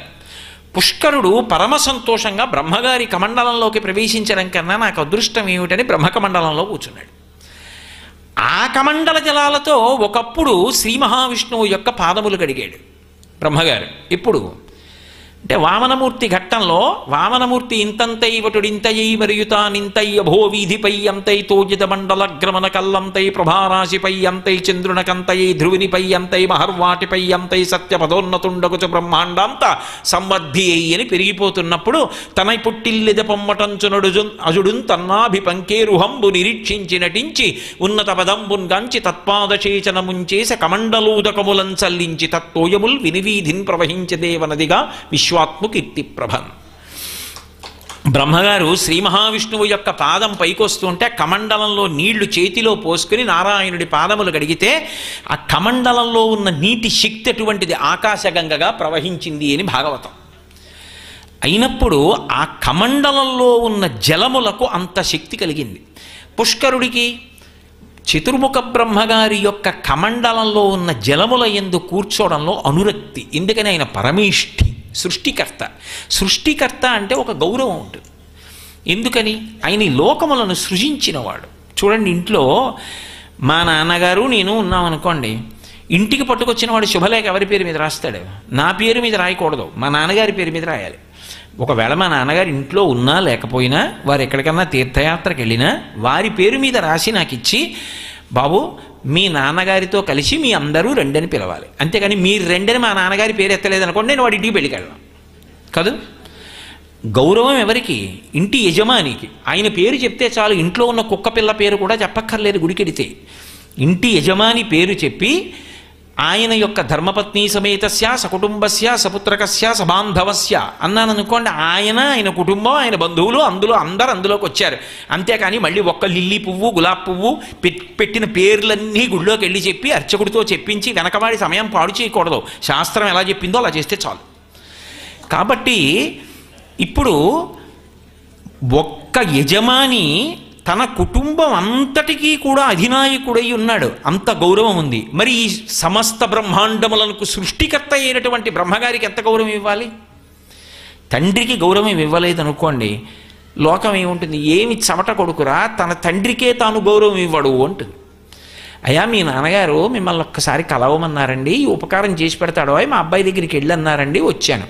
మా నాన్నగారు చెప్తారండి, మీరు ఎలా నమ్మారు అన్నాడు అనుకోండి, ఎవరి గౌరవం పోయింది? తండ్రి గౌరవం పోయింది అని మీరు అనుకుంటున్నారు. అసలు ఆ కొడుకుని నంబర్ ఎవరు? ఇంకా మా నాన్నగారు చెప్పారా, తప్పకుండా నేను పరిశీలిస్తాను, తప్పకుండా నేను మీకు ఉపకారం చేయడానికే చూస్తాను అని చేసి, నాన్నగారండి అలా అస్తమానం పంపించకండి నాన్నగారు, అంతమందికి చేయడం నా వల్ల సాధ్యమా అని తండ్రికి గోప్యంగా చెప్పుకోవాలి. అంతేగాని మా నాన్నగారు అలాగే చెప్తారు మీరు ఎలా వచ్చారన్నవాడు కొడుకు ఎందుకు అవుతాడు? తండ్రి గౌరవం నిలబెట్టడం కొడుకు కర్తవ్యం. అయినప్పుడు చతుర్ముఖ బ్రహ్మగారి గౌరవం అంటే అది ఎంత గొప్ప గౌరవం అయి ఉంటుంది. అందుకే మీరు చూడండి, లోకంలో ఎప్పుడైనా సరే మీరు పురాణాలని పరిశీలిస్తే ఏదైనా ఉపద్రవం వస్తే ముందు బ్రహ్మగారి దగ్గరికి వెడతారు. తపస్సు చేస్తే బ్రహ్మగారి దగ్గరికి వెడతారు. ఇలాంటి దిక్కుమాల వరాలన్నీ ఇచ్చి నా ప్రాణాలు తినేస్తున్నావని శ్రీ మహావిష్ణువు ఇప్పుడు అనరు. ఆయనకు గౌరవం ఉంటుంది, సృష్టికర్త. అటువంటి పదవిలో ఉంటాడు బ్రహ్మగారంటే. ఆయన కమండలంలో ఉన్నటువంటి జలములను ఆశ్రయించి ఉండడం పుష్కరుడికి ఒక హోదా, అదొక సంతోషకారకం. అటువంటి సృష్టికర్త కమండలంలో ఉండడం కాబట్టి పుష్కరుడు దాన్ని ఆశ్రయించి సంతోషంగా ఉన్నాడు. కానీ ఒకప్పుడు బృహస్పతి తపస్సు చేశాడు పరమేశ్వరుడి గురించి. ప్రత్యక్షం అయ్యాడు పరమేశ్వరి, ఏం కావాలన్నాడు. నేను 12 సంవత్సరములకు ఒక్కసారి ఒక్కొక్క నదిలోకి ప్రవేశిస్తుంటాను. బృహస్పతి గ్రహం ప్రవేశిస్తుంది నీటిలోకి లోకాల్ని అనుగ్రహించడానికి. అలా నేను ప్రవేశించేటప్పుడు నాతో పాటు పుష్కరుడు కూడా వస్తే బాగుంటుంది. ఎందుకంటే ఆయన ఇన్ని కోట్ల తీర్థములకు చక్రవర్తి కదూ. ఆయన కూడా నాతో వస్తే లోకములకు మహోపకారం జరుగుతుంది. అది ఈ జాతి గొప్పతనం ఎక్కడుందంటే మన వలన ఎంతమందికి ఉపకారం జరుగుతుంది అని ఆలోచిస్తారు. నేనే కాదు, అసలు గురుగ్రహమే విశేషమైనటువంటి అనుగ్రహ ప్రదాత. అందుకే జ్యోతిష్శాస్త్రం తెలిసిన వాళ్ళు మాట చెప్తుంటారు, మిగిలిన గ్రహములు ఎలా ఉన్నా పర్వాలేదండి, గురుగ్రహం బాగుంటే చాలు. గురుగ్రహం బాగులేదు, ప్రమాద సంకేతం. అదొక్కటి సరిగ్గా ఉంటే కాపాడుకుంటుంది. అటువంటి గురుగ్రహానికి బలాన్ని ఇవ్వగలిగినటువంటి స్తోత్రం చేసిన ఘనత ఒక్క శంకర భగవత్పాదులకే చెల్లింది. దక్షిణామూర్తి స్తోత్రం దేనికి వచ్చింది అంటే, రోజు దక్షిణామూర్తి స్తోత్రం ఎవరు చేస్తారో వాళ్ళకి గురుగ్రహం యొక్క అనుగ్రహం ఎప్పుడూ ప్రసరిస్తూ ఉంటుంది. శంకరాచార్యుల వారు అలా పొదిగారు ఆ శక్తిని ఆ స్తోత్రంలోకి. అటువంటి గురువు లోకోపకారి బృహస్పతి. ఆయన ప్రతి 12 ఏళ్లకి ఒక నదిలోకి వెడతాడు. వెడుతున్నప్పుడు నాతో పాటు పుష్కరుణ్ణి కూడా పంపమని అడిగాడు. అడిగితే బ్రహ్మగారు అన్నాడు, తప్పకుండా. ఓయ్ పుష్కర, మంచి మాట కోసం అడిగాడు కదూ దేవగురువు, ఆయనతో పాటు వెళ్ళి ఆయన ఏ నదిలో ప్రవేశిస్తాడో ఆ నదికి వెడుతుండు. అంటే పుష్కరుడు అన్నాడు, నాకు ఇష్టం లేదు. నాకు అలా బృహస్పతితో కలిసి ఆయన నది మారినప్పుడల్లా నేను ఇంకొక నదిలోకి వెడుతూ ఉండడం కన్నా నీ కమండలంలో ఉండడమే నాకు సంతోషం. అందుకని నన్ను వెళ్ళమని నిగ్రహించకు, నేను నీ కమండలంలోనే ఉంటానన్నాడు. బృహస్పతి అన్నాడు, కాదు, లోకానికి మహోపకారం జరగాలి అంటే నాతో పాటు పుష్కరుడు రావాలి, అందుకని పుష్కరుణ్ణి పంపించవలసిందే. బ్రహ్మగారు ఆలోచించాడు. 4 ముఖాల మీద 4 చేతులు వేసుకుని కాసేపు ఆలోచించి దీనికి ఏదో పరిష్కారం చెయ్యాలి కదూ. ఆయన అన్నాడు, సరే, ఆది పుష్కరములు అంటారు. అంటే ఒక నదికి పుష్కరం ప్రారంభమైతే మొట్టమొదటి 12 రోజులు నీతో పాటు నేను కూడా వచ్చేస్తాను. నేను వచ్చేస్తే కమండలం పట్టుకుని నాతో పుష్కరుడు వచ్చేస్తాడు. బ్రహ్మగారు బయలుదేరి వస్తే 33 కోట్ల మంది దేవతలు వచ్చేస్తారు. బ్రహ్మగారు వచ్చి, పుష్కరుడు వచ్చి, బృహస్పతి వచ్చి, దేవతలు వచ్చి, ఇంతమంది వస్తే ఎక్కడ ఉండాలి? ఆ జలముల యందు ఆవాహన అవుదాం, ఆ నీటి యందు ఉందాం. ఏ రాశిలో నువ్వు ఏ నదిలో కెడతావో అప్పుడు నేను పుష్కరుడితో కలిసి వస్తాను, అందుకు పుష్కరం. ఇప్పుడు ఒక నదికి పుష్కరం వచ్చిందనుకోండి, ఆ నదీ తీరంలో ఉన్న వారి అదృష్టం వేరు. ఎందుకో తెలుసా? శాస్త్రంలో ఒక మాట ఉంది, మనకి ఏ నది దగ్గరగా ఉంటుందో ఆ నదిని దేశకాలముల యందు స్మరించాలి. దేశకాల సంకీర్తనం అంటాం. అంటే ఎక్కడున్నాను చెప్పాలి. చెప్పేటప్పుడు ఏదో తంతి తపాలా శాఖ వారి చిరునామా చెప్పినట్టు చెప్పరు. గంగా గోదావర్యో మధ్యదేశే కోకనద మహాక్షేత్రే స్వగృహే, ఏ నదుల మధ్యలో ఉన్నామో నదీనామాన్ని స్మరిస్తారు. వేదానికి నియమం ఏమిటంటే, నువ్వు బ్రతుకుతున్నది నీ పక్కన ఉన్న నది యొక్క నీటి చేత. అందుకని వేరొక నదిలో స్నానం చేయడానికి వెళ్ళాలి అంటే ముందు నువ్వు ఏ నీటిని తాగి బ్రతుకుతున్నావో ఆ నదీ స్నానం చేయకుండా వెళ్ళకూడదు. నేను కాశీ వెడుతున్నాను అనుకోండి, నేను గోదావరి స్నానం చేసి గంగ స్నానానికి వెళ్ళాలి. గోదావరి దగ్గర నిలబడి గంగని పొగడకూడదు. ఎందుకు పొగడకూడదు అంటే ఆవిడికి ఏదో కోపం వస్తుంది అనేది కాదు, అది కృతజ్ఞతా లక్షణం. అసలు ఆ నీళ్లు తాగి కదా ఈ శరీరం ఉంది. అక్కడికి వెళ్ళి ఆవిడకు నమస్కారం చేయాలి, అది మర్యాద. అంతేకాని వాళ్ళిద్దరికీ ఏదో కోపాలు వచ్చేస్తాయని భావన చేయకూడదు. అది మనకి ప్రవర్తన తెలియడం. నది విషయంలో అంత జాగ్రత్త వేదం చెప్పింది. అయినప్పుడు ఒక్కొక్క రాశిలో ఒక్కొక్క నదిలోకి బృహస్పతి ప్రవేశిస్తాడు. మీకు నేను ఒక ఉదాహరణ చెప్పాలి అంటే మేషరాశిలోకి బృహస్పతి ప్రవేశించాడనుకోండి, గంగా నదికి పుష్కరాలు వస్తాయి. వృషభ రాశిలోకి బృహస్పతి ప్రవేశించాడనుకోండి, నర్మదా నదికి పుష్కరాలు వస్తాయి. అలా కాకుండా మిథున రాశిలోకి బృహస్పతి ప్రవేశించాడనుకోండి, సరస్వతీ నదికి పుష్కరాలు వస్తాయి. కర్కాటక రాశిలోకి బృహస్పతి ప్రవేశించాడనుకోండి, ఆయనతో పాటు మిగిలిన వాళ్ళందరూ ప్రవేశిస్తారు, యమునా నదికి పుష్కరాలు వస్తాయి. సింహరాశిలోకి బృహస్పతి ప్రవేశించాడనుకోండి, గోదావరి నదికి పుష్కరాలు వస్తాయి. కన్యారాశిలోకి బృహస్పతి ప్రవేశించాడనుకోండి, కృష్ణానదికి పుష్కరాలు వస్తాయి. అలాగే తులారాశిలోకి ప్రవేశించాడనుకోండి, కావేరీ నదికి పుష్కరాలు వస్తాయి. వృశ్చిక రాశిలోకి ప్రవేశించాడనుకోండి, భీమరథీ నదికి పుష్కరాలు వస్తాయి. ఆయన ధనుర్రాశిలోకి ప్రవేశిస్తే బ్రహ్మపుత్రకి పుష్కరాలు వస్తాయి. ఆయన మకర రాశిలోకి ప్రవేశించాడనుకోండి, ఆయన ప్రత్యేకంగా మకర రాశిలో ఉంటే తుంగభద్రా నదికి పుష్కరాలు వస్తాయి. ఆయన కుంభరాశిలోకి ప్రవేశించాడనుకోండి, సింధు నదికి పుష్కరాలు వస్తాయి. ఆయన మీనరాశిలోకి ప్రవేశిస్తే ప్రణీతా నదికి పుష్కరాలు వస్తాయి. అది 12 క్రమం. ఇప్పుడు ఆయన ఏ రాశిలోకి వెళ్ళాడో అప్పుడు ఈ నదికి పుష్కరం వస్తుంది. ఇప్పుడు ఆయన అలా ఈ 12 నదులకే వెడతాడు. కుంభమేళా 4 ప్రాంతాలకే జరుగుతుంది. కుంభమేళా జరిగిందనుకోండి, అది వేరు. కుంభమేళా ప్రాంతాన్ని బట్టి ఉంటుంది, నదిని బట్టి కాదు. అది అమృతభాండ స్పర్శ చేత వచ్చింది. అది రెండు రాసుల యందు సూర్యచంద్ర గ్రహ సంచారాన్ని బట్టి ఉంటే హరిద్వార్, లేకపోతే ప్రయాగ, తప్పితే ఉజ్జయిన్, లేకపోతే త్రయంబక్. ఈ 4 చోట్లే కుంభమేళా. 5వ చోట కుంభమేళా ఉండదు. కానీ పుష్కరం ఈ 12 నదులకు వస్తుంది. వచ్చినప్పుడు అందుకే 12 సంవత్సరాలకు ఒకసారి వస్తుంది. అది మళ్ళీ రమ్మంటే వచ్చే అవకాశం కాదు. 12 రోజులు ఆది పుష్కరములు అంటారు. ఆ సంవత్సరానికి చివర అంత్య పుష్కరములు 12 రోజులు అంటారు. ఈ 12 ఆ 12 బృహస్పతి గ్రహంతో పాటుగా పుష్కరుడి కోసం వరం ఇచ్చినందుకు చతుర్ముఖ బ్రహ్మగారు, చతుర్ముఖ బ్రహ్మగారితో పాటు సమస్త దేవతల వెనక ఋషిమండలం. ఎందుకంటే బ్రహ్మసభని గురించి వర్ణిస్తారు. బ్రహ్మగారి సభలో ఎవరుంటారు అంటే చాలా చాలా అనుష్ఠానం చేసి ఇంకా అంత బాగా మోక్షం పొందడానికి కావలసినంత స్థితికి వెళ్ళిపోని వాళ్ళని బ్రహ్మసభలోకి ప్రవేశపెడతారు. గృహస్థాశ్రమంలో పుత్రుణ్ణి కని పితృరుణం తీరిపోతే, అదే కదా మృకండ మహర్షి వృత్తాంతంలో వర్ణిస్తారు, బ్రహ్మసభలో కూర్చోబెడతారు వాళ్ళందరినీ. సభాధ్యక్షుడు బ్రహ్మగారు. ఆ బ్రహ్మగారే వెళ్ళిపోయారు అనుకోండి పుష్కరానికి, ఆయనతో పాటు ఋషులందరూ వెళ్ళిపోతారు. ఋషి స్పర్శ, దేవతా స్పర్శ, బ్రహ్మస్పర్శ, బృహస్పతి స్పర్శ, పుష్కర స్పర్శ, ఇంతమందితో నదీ జలములకు తీసుకునే శక్తి ఉంటుంది. అది తీసుకుంటుంది. మీరు చూడండి, ఒక రాగి తీగ ఉందనుకోండి విద్యుత్తుని పుచ్చుకుంటుంది. ఒక కొయ్య ఉందనుకోండి పుచ్చుకోదు విద్యుత్తుని. ఒక్కొక్కటి తీసుకుంటుంది, ఒక్కొక్కటి తీసుకోదు. దేవతల యొక్క శక్తుల్ని, దేవతలకు స్థానాన్ని కల్పించడంలో మొట్టమొదట ఉండేటటువంటిది ఏది అంటే జలం. దానికి ఆ శక్తి ఎక్కడి నుంచి వచ్చింది అంటే శివానుగ్రహం. ఆ అనుగ్రహము మూర్తివంతమైతే అంటే ఒక రూపంగా నిలబడితే అది భవుడు, అది శివుడు. కాబట్టి ఇప్పుడు నదికి పుష్కరం వస్తోంది. ఇప్పుడు గోదావరి నదికి పుష్కరాలు వస్తున్నాయి. పుష్కరాలు వస్తున్నాయి అంటే ఏమండి మీరు ఇలా చెప్తున్నారు కదా, అలా ఉంటుందా? అలా నదికి అధిష్టాన దేవత, నది సంతోషించడం, నదీ జలాల్లోకి ప్రవేశించడం అలా ఉంటాయా? మీరు కించిత్ అనుమానం పెట్టుకోక్కర్లేదు. నదులను ఆశ్రయించి ఎందరో దేవతలు నివాసం చేస్తుంటారు. మీకు ప్రత్యక్షమైన ఉదాహరణ ఒకటి చెప్తాను. ఇప్పటికీ మీరు భద్రాచలం వెడితే, భద్రాచలంలో రామచంద్ర ప్రభువు వెలిసినటువంటి కొండ పక్కనే చిన్న గుట్ట ఉంటుంది. ఆ గుట్ట మీద మనకి యోగానంద లక్ష్మీ నరసింహస్వామి వారని ఉంటారు. ఆయన పక్కన లక్ష్మీదేవి ఉండదు, ఉత్సవమూర్తిలో ఉంటుంది. ఆయన మెడలో బంగారు పతకంలో లక్ష్మీదేవి ఉంటుంది. యోగానంద లక్ష్మీ నరసింహుడు అంటారు. ఆయన ఎక్కడుండేవారో తెలుసా?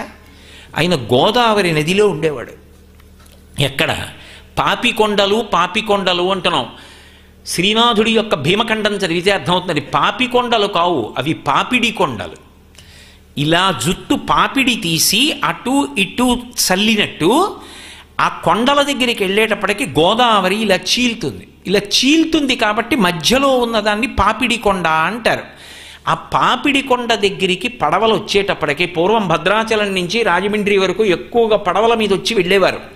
అక్కడ దాకా వచ్చేటప్పటికి లోపల నుంచి సింహగర్జన, పెడబొబ్బలు వినపడేవి. పడవలు ఆపేసేవారు. లోపలికి కొబ్బరికాయలు, అరటిపళ్ళు, పసుపు, కుంకం ఇలాంటివి వేసి భగవన్నామని చెప్పేవారు. చెప్పిన తర్వాత కాసేపటికి బొబ్బలు ఆగిపోయేవి. ఆ బొబ్బలు ఆగిపోయిన తర్వాత పడవలు వెళ్ళిపోతుండేవి. దీని మీద చక్రవర్తుల లక్ష్మీ నరసింహ గారని ఆవిడ పుస్తకం కూడా రాశారు మహాతల్లి. అందులో చాలా కాలం అయిపోయిన తర్వాత అనుమానం వచ్చింది, ఏమిటి ఇంతంత బొబ్బలు వినపడతాయి నీటిలో, ఎవరున్నారు అని. పెద్ద పెద్ద వలలు వేసి కొంతమంది అసలు ఏముందో ధైర్యం చేసి పరిశీలిద్దామని వలలు వేసి లాగారు. అందులోంచి పెడబొబ్బలు పెడుతూ వచ్చింది మూర్తి. యోగానంద లక్ష్మీ నరసింహస్వామి, ఆయన ఇప్పటికీ భద్రాచలంలో రామచంద్రమూర్తి పక్కన కొండ మీద ఉన్నారు. అప్పటి నుంచే గోదావరిలో బొబ్బలు అయిపోయి అప్పటి వరకు బొబ్బలు వినపడేవి. మా చిన్నతనంలో నాకు బాగా జ్ఞాపకం, ఒరే పాపిడి కొండల దాకా వెళ్ళిన తర్వాత కొబ్బరికాయ కొట్టాలరా పడవలో భద్రాచలం వెడితే అంటుండేవారు. ఆశ్రయించి ఉన్నాడా లేదా నదీ జలాల్ని. అంటే గోదావరి పుష్కరాలు వస్తున్నాయి కాబట్టి నేను గోదావరి మాత వైభవం గురించి, ఆ నీటికి ఉండే శక్తి గురించి మీతో విజ్ఞాపన చేస్తున్నాను.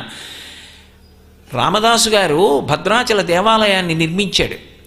ఆయన అంత దేవాలయాన్ని నిర్మించేసిన తర్వాత ఆలయ శిఖరం మీద సుదర్శన చక్రం పెట్టవలసి వచ్చింది. ఆలయ శిఖరం మీద సుదర్శన చక్రం పెట్టవలసి వస్తే ఎందరో స్వర్ణకారుల్ని పిలిపించాడు, లోహకారుల్ని పిలిపించాడు, తయారు చేయించాడు. ఏ చక్రం పైన పెట్టినా, ఏ ముహూర్తంలో పెట్టినా నిలబడేది కాదు. ఆయన బాధపడి, అయ్యో పైన చక్రం నిలబట్టలేదు ఎలా?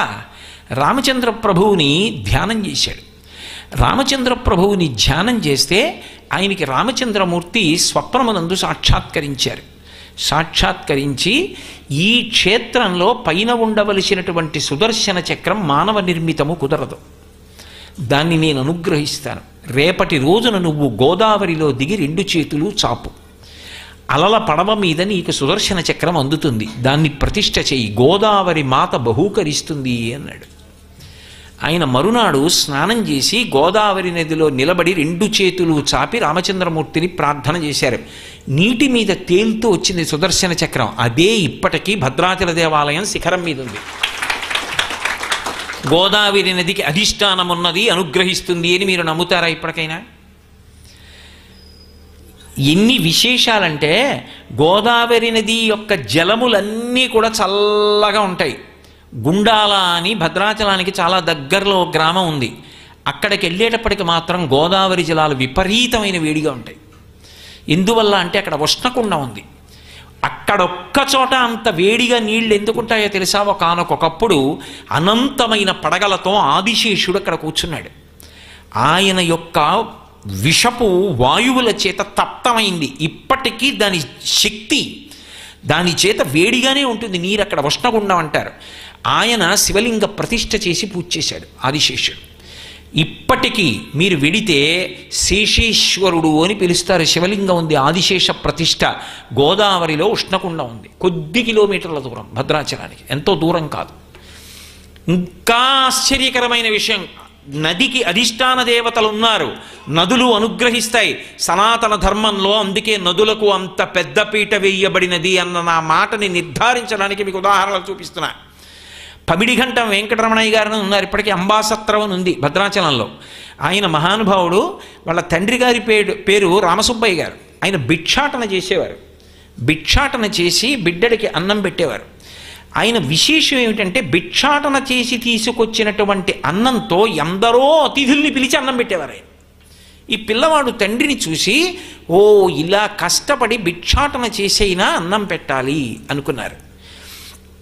అలా అనుకున్న రోజుల్లో చాలా చిన్న వయస్సులో వెంకటరమణయ్య గారు ఉండగా తండ్రి గతించారు, శరీరం విడిచిపెట్టేశారు. ఈ పిల్లవాడు ఎక్కువ మందికి అన్నం పెట్టాలని కోరిక. అన్నపూర్ణమ్మని ఉపాసన చేశాడు. చేసి చిన్నతనం నుంచి భిక్షాటన చేసి అన్నం తీసుకొచ్చి అతిథులకు పెడుతుండేవాడు. ఆయన గుంటూరులో ఉండేవారు. కాలక్రమంలో భద్రాచలం చేరుకున్నారు. ఆయన అమ్మవారి అనుగ్రహాన్ని అన్నదానం చేత ఎంత పొందారో తెలుసా? ఇప్పటికీ మీకు చూపిస్తారు ఆ ప్రాంతాన్ని. అంబాసత్రం వెనక పూర్వం చేతులు కడిగేవారు. అక్కడ నిలబడి ఆయన బంగారు గిన్నెలో పాయసం పెట్టి అంబా అని అరిచేవారు. అరిచేటప్పటికి పైనుంచి బంగారు రంగులో పాము దిగుతూ ఉండేది, వచ్చి పాయసం దాగిళ్ళేది. ఒక్కొక్కసారి ఆయన శ్రీచక్రం ఇప్పటికీ ఉంది. శ్రీచక్రాన్ని ఉపాసన చేసి ఏదైనా ఆయనకి కావలసి వస్తే మహానుభావుడు అంబా అనేవారు. మిగిలిన వాళ్ళకి గజ్జల చప్పుడు వినపడేదంతే. ఆయన అక్కడే కూర్చొని అమ్మవారితో మాట్లాడుతుండేవారు. అమ్మవారు ఆయనతో మాట్లాడుతుండేది. అంతటి ఉపాసనా బలం కలిగిన వారు అయ్యారు. ఆయన ప్రతి శ్రీరామనవమికి అన్నదానం చేసేవారు. అన్నదానం చేస్తున్నప్పుడు ఒకసారి సత్రవులో నెయ్యి లేదు, ఏదో ఎక్కడి నుంచో రావాలి, ఆ నెయ్యి రాలేదు. అందరినీ కూర్చోపెట్టిన తర్వాత నెయ్యి అభిగారం చేయకుండా అసలు ఎలా పరిశేచనం చేస్తారు? నెయ్యి కావాలి. ఆయన అన్నారు, గోదావరికి అధిష్టాన దేవత ఉన్నది, ఆవిడ నాకు అప్పిస్తుంది 2 బిందెల నెయ్యి అని 2 బిందెలు పట్టుకుని గోదావరి దగ్గరికి వెళ్ళారు. వెళ్ళి 2 బిందెలు నీళ్లలో ముంచి, అమ్మా నాకు ఉత్తినే వద్దు, 2 బిందెల నెయ్యి అప్పి, నీకు మళ్ళీ ఇచ్చేస్తానని 2 బిందెలతో నీళ్లు తీసి ఇలా ఒడ్డుకు తీశారు. 2 బిందెలు నెయ్యి అయిపోయి. ఆయన మళ్ళీ తర్వాత ఆయనకి ఒక జమీందారు గారు పంపిస్తే నెయ్యి పట్టుకెళ్ళి గోదావరిలో పోసేశారు. అమ్మా అప్పు తీర్చేస్తున్నానని. ఇంకొక విశేషం చెప్పనా? ఒకప్పుడు వంట చేస్తాను అని చెప్పి నమ్మించినటువంటి బ్రాహ్మణులు రావడం మానేశారు. తెల్లవారితే శ్రీరామనవమి వేల మంది అంబసత్రవుకు వచ్చేస్తారు భోజనం చేయడానికి. ఎలా? ఆయన వెంటనే శ్రీచక్రం దగ్గర కూర్చొని అంబని ఉపాసన చేశారు. ఎవరో 2 పిల్లలు, యువకులు, దృఢకాయులు, అంతంత పొడుగైన చేతులు కాళ్ళు ఉన్నవాళ్ళు, అంతంత ఎత్తు ఉన్నవాళ్ళు వచ్చారు. ఒకడు నీలమేఘశ్యాముడై మెరిసిపోతున్నాడు, ఒకడు ఎర్రగా ఉన్నాడు. తాతగారు వంటవాళ్ళు రాలేదట, మేము చేసి పెట్టమా అన్నారు. పెద్ద పెద్ద గుండిగలు గరిటెలు పట్టుకుని వచ్చారు. చేయగలరా అన్నారు. ఎంత వంట అయినా చేసేస్తాం, కానీ మీరు లోపలికి రాకూడదు, ఎవ్వరు తలుపులు వేసేసి వంట చేసేసి అందరూ భోజనానికి వస్తారనగా 10ంటికి తలుపులు తీసి తీసుకోండి అన్నారు. ఆ గుండిగలు ఎంతంత గుండిగలు అనుకున్నారు? 2 మనుషులు 4 మనుషులు కలిసి ఎత్తాలి, అంతంత గుండిగలు. మరి మీరు భోజనం అన్నారు. స్నానం చేసి వస్తాం గోదావరికి వెళ్ళి అని గోదావరిలో మునిగి ఇక లేవలేదు. ఆయన వెనక్కి వచ్చి, అయ్యయ్యయ్యో వంట చేసిన పిల్లలు గోదావరిలో కొట్టుకుపోయారనుకున్నారు. అమ్మవారు పలికింది, నువ్వు శ్రీరామనవమి అన్నదానానికి వంట బ్రాహ్మణులు రాలేదని బెంగ పెట్టుకున్నావని రామలక్ష్మణులు వచ్చి వంట చేశారు. ఆ గుండిగల మీద చూడు పేర్లున్నాయి, రామగుండిగా లక్ష్మణగుండిగా అని. నేను అబద్ధం చెప్తున్నానని మీరు అనుకుంటే భద్రాచలం అంబసత్రవుకి వెళ్ళండి, ఇప్పటికీ ఆ 2 గుండిగలు ఆ పేర్లతో ఉన్నాయి. అక్కడే ఉన్నాయి ఆ గుండిగలు.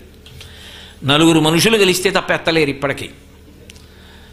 భద్రాచలంలోనే ఒకప్పుడు సీతమ్మ విగ్రహం తను పుచ్చేసుకుందాం అనుకుంది గోదావరి మాత.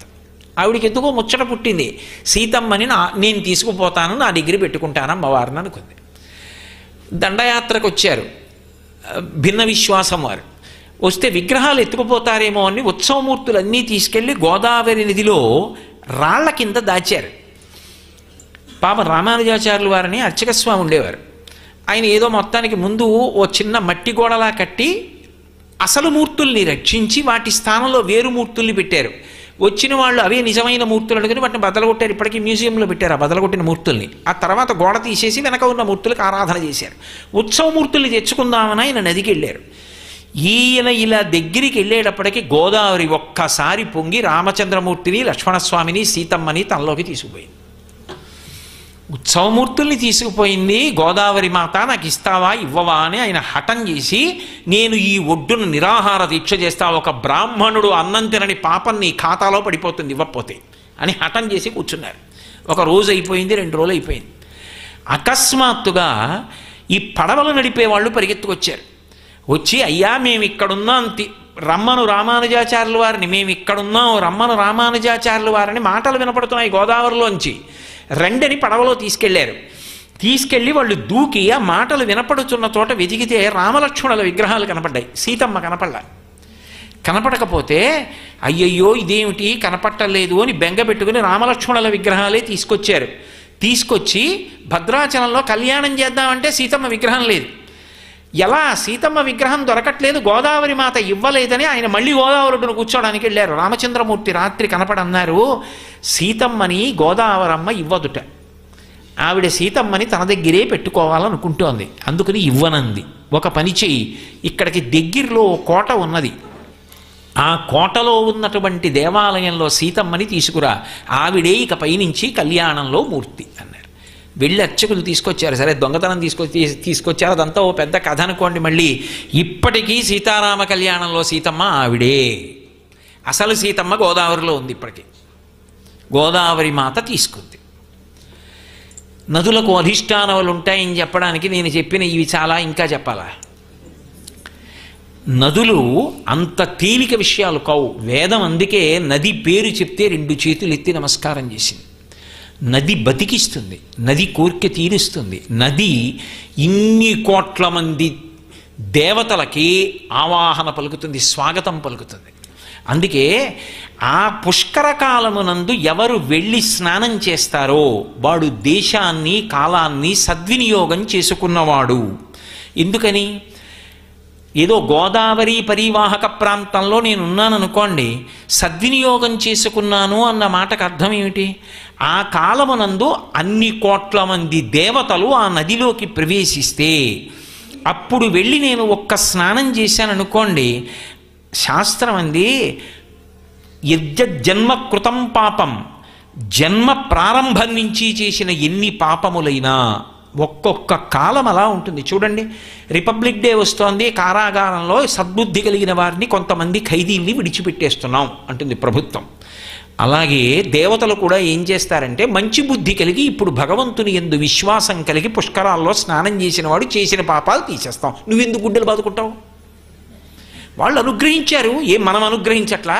ఒక్కొక్కప్పుడు అలా దేవతలు అనుగ్రహిస్తారు. కాబట్టి ఎవరు పుష్కరమునందు స్నానం చేస్తున్నాడో ఆ నమ్మకంతో వాడు జన్మపర్యంతం చేసిన పాపములు దగ్ధమవుతాయి.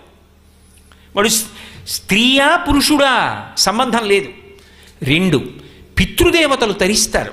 అందుకే ఈ 12 రోజులు దానం చెయ్యవలసినటువంటి పదార్థముల యొక్క జాబితానిచ్చింది శాస్త్రం. ఇవి దానం చేయి, జ్ఞాపకం పెట్టుకుని చెప్పింది. అందులో అగ్రస్థానం దేనికి ఇచ్చింది అంటే గోవుకి ఇచ్చింది.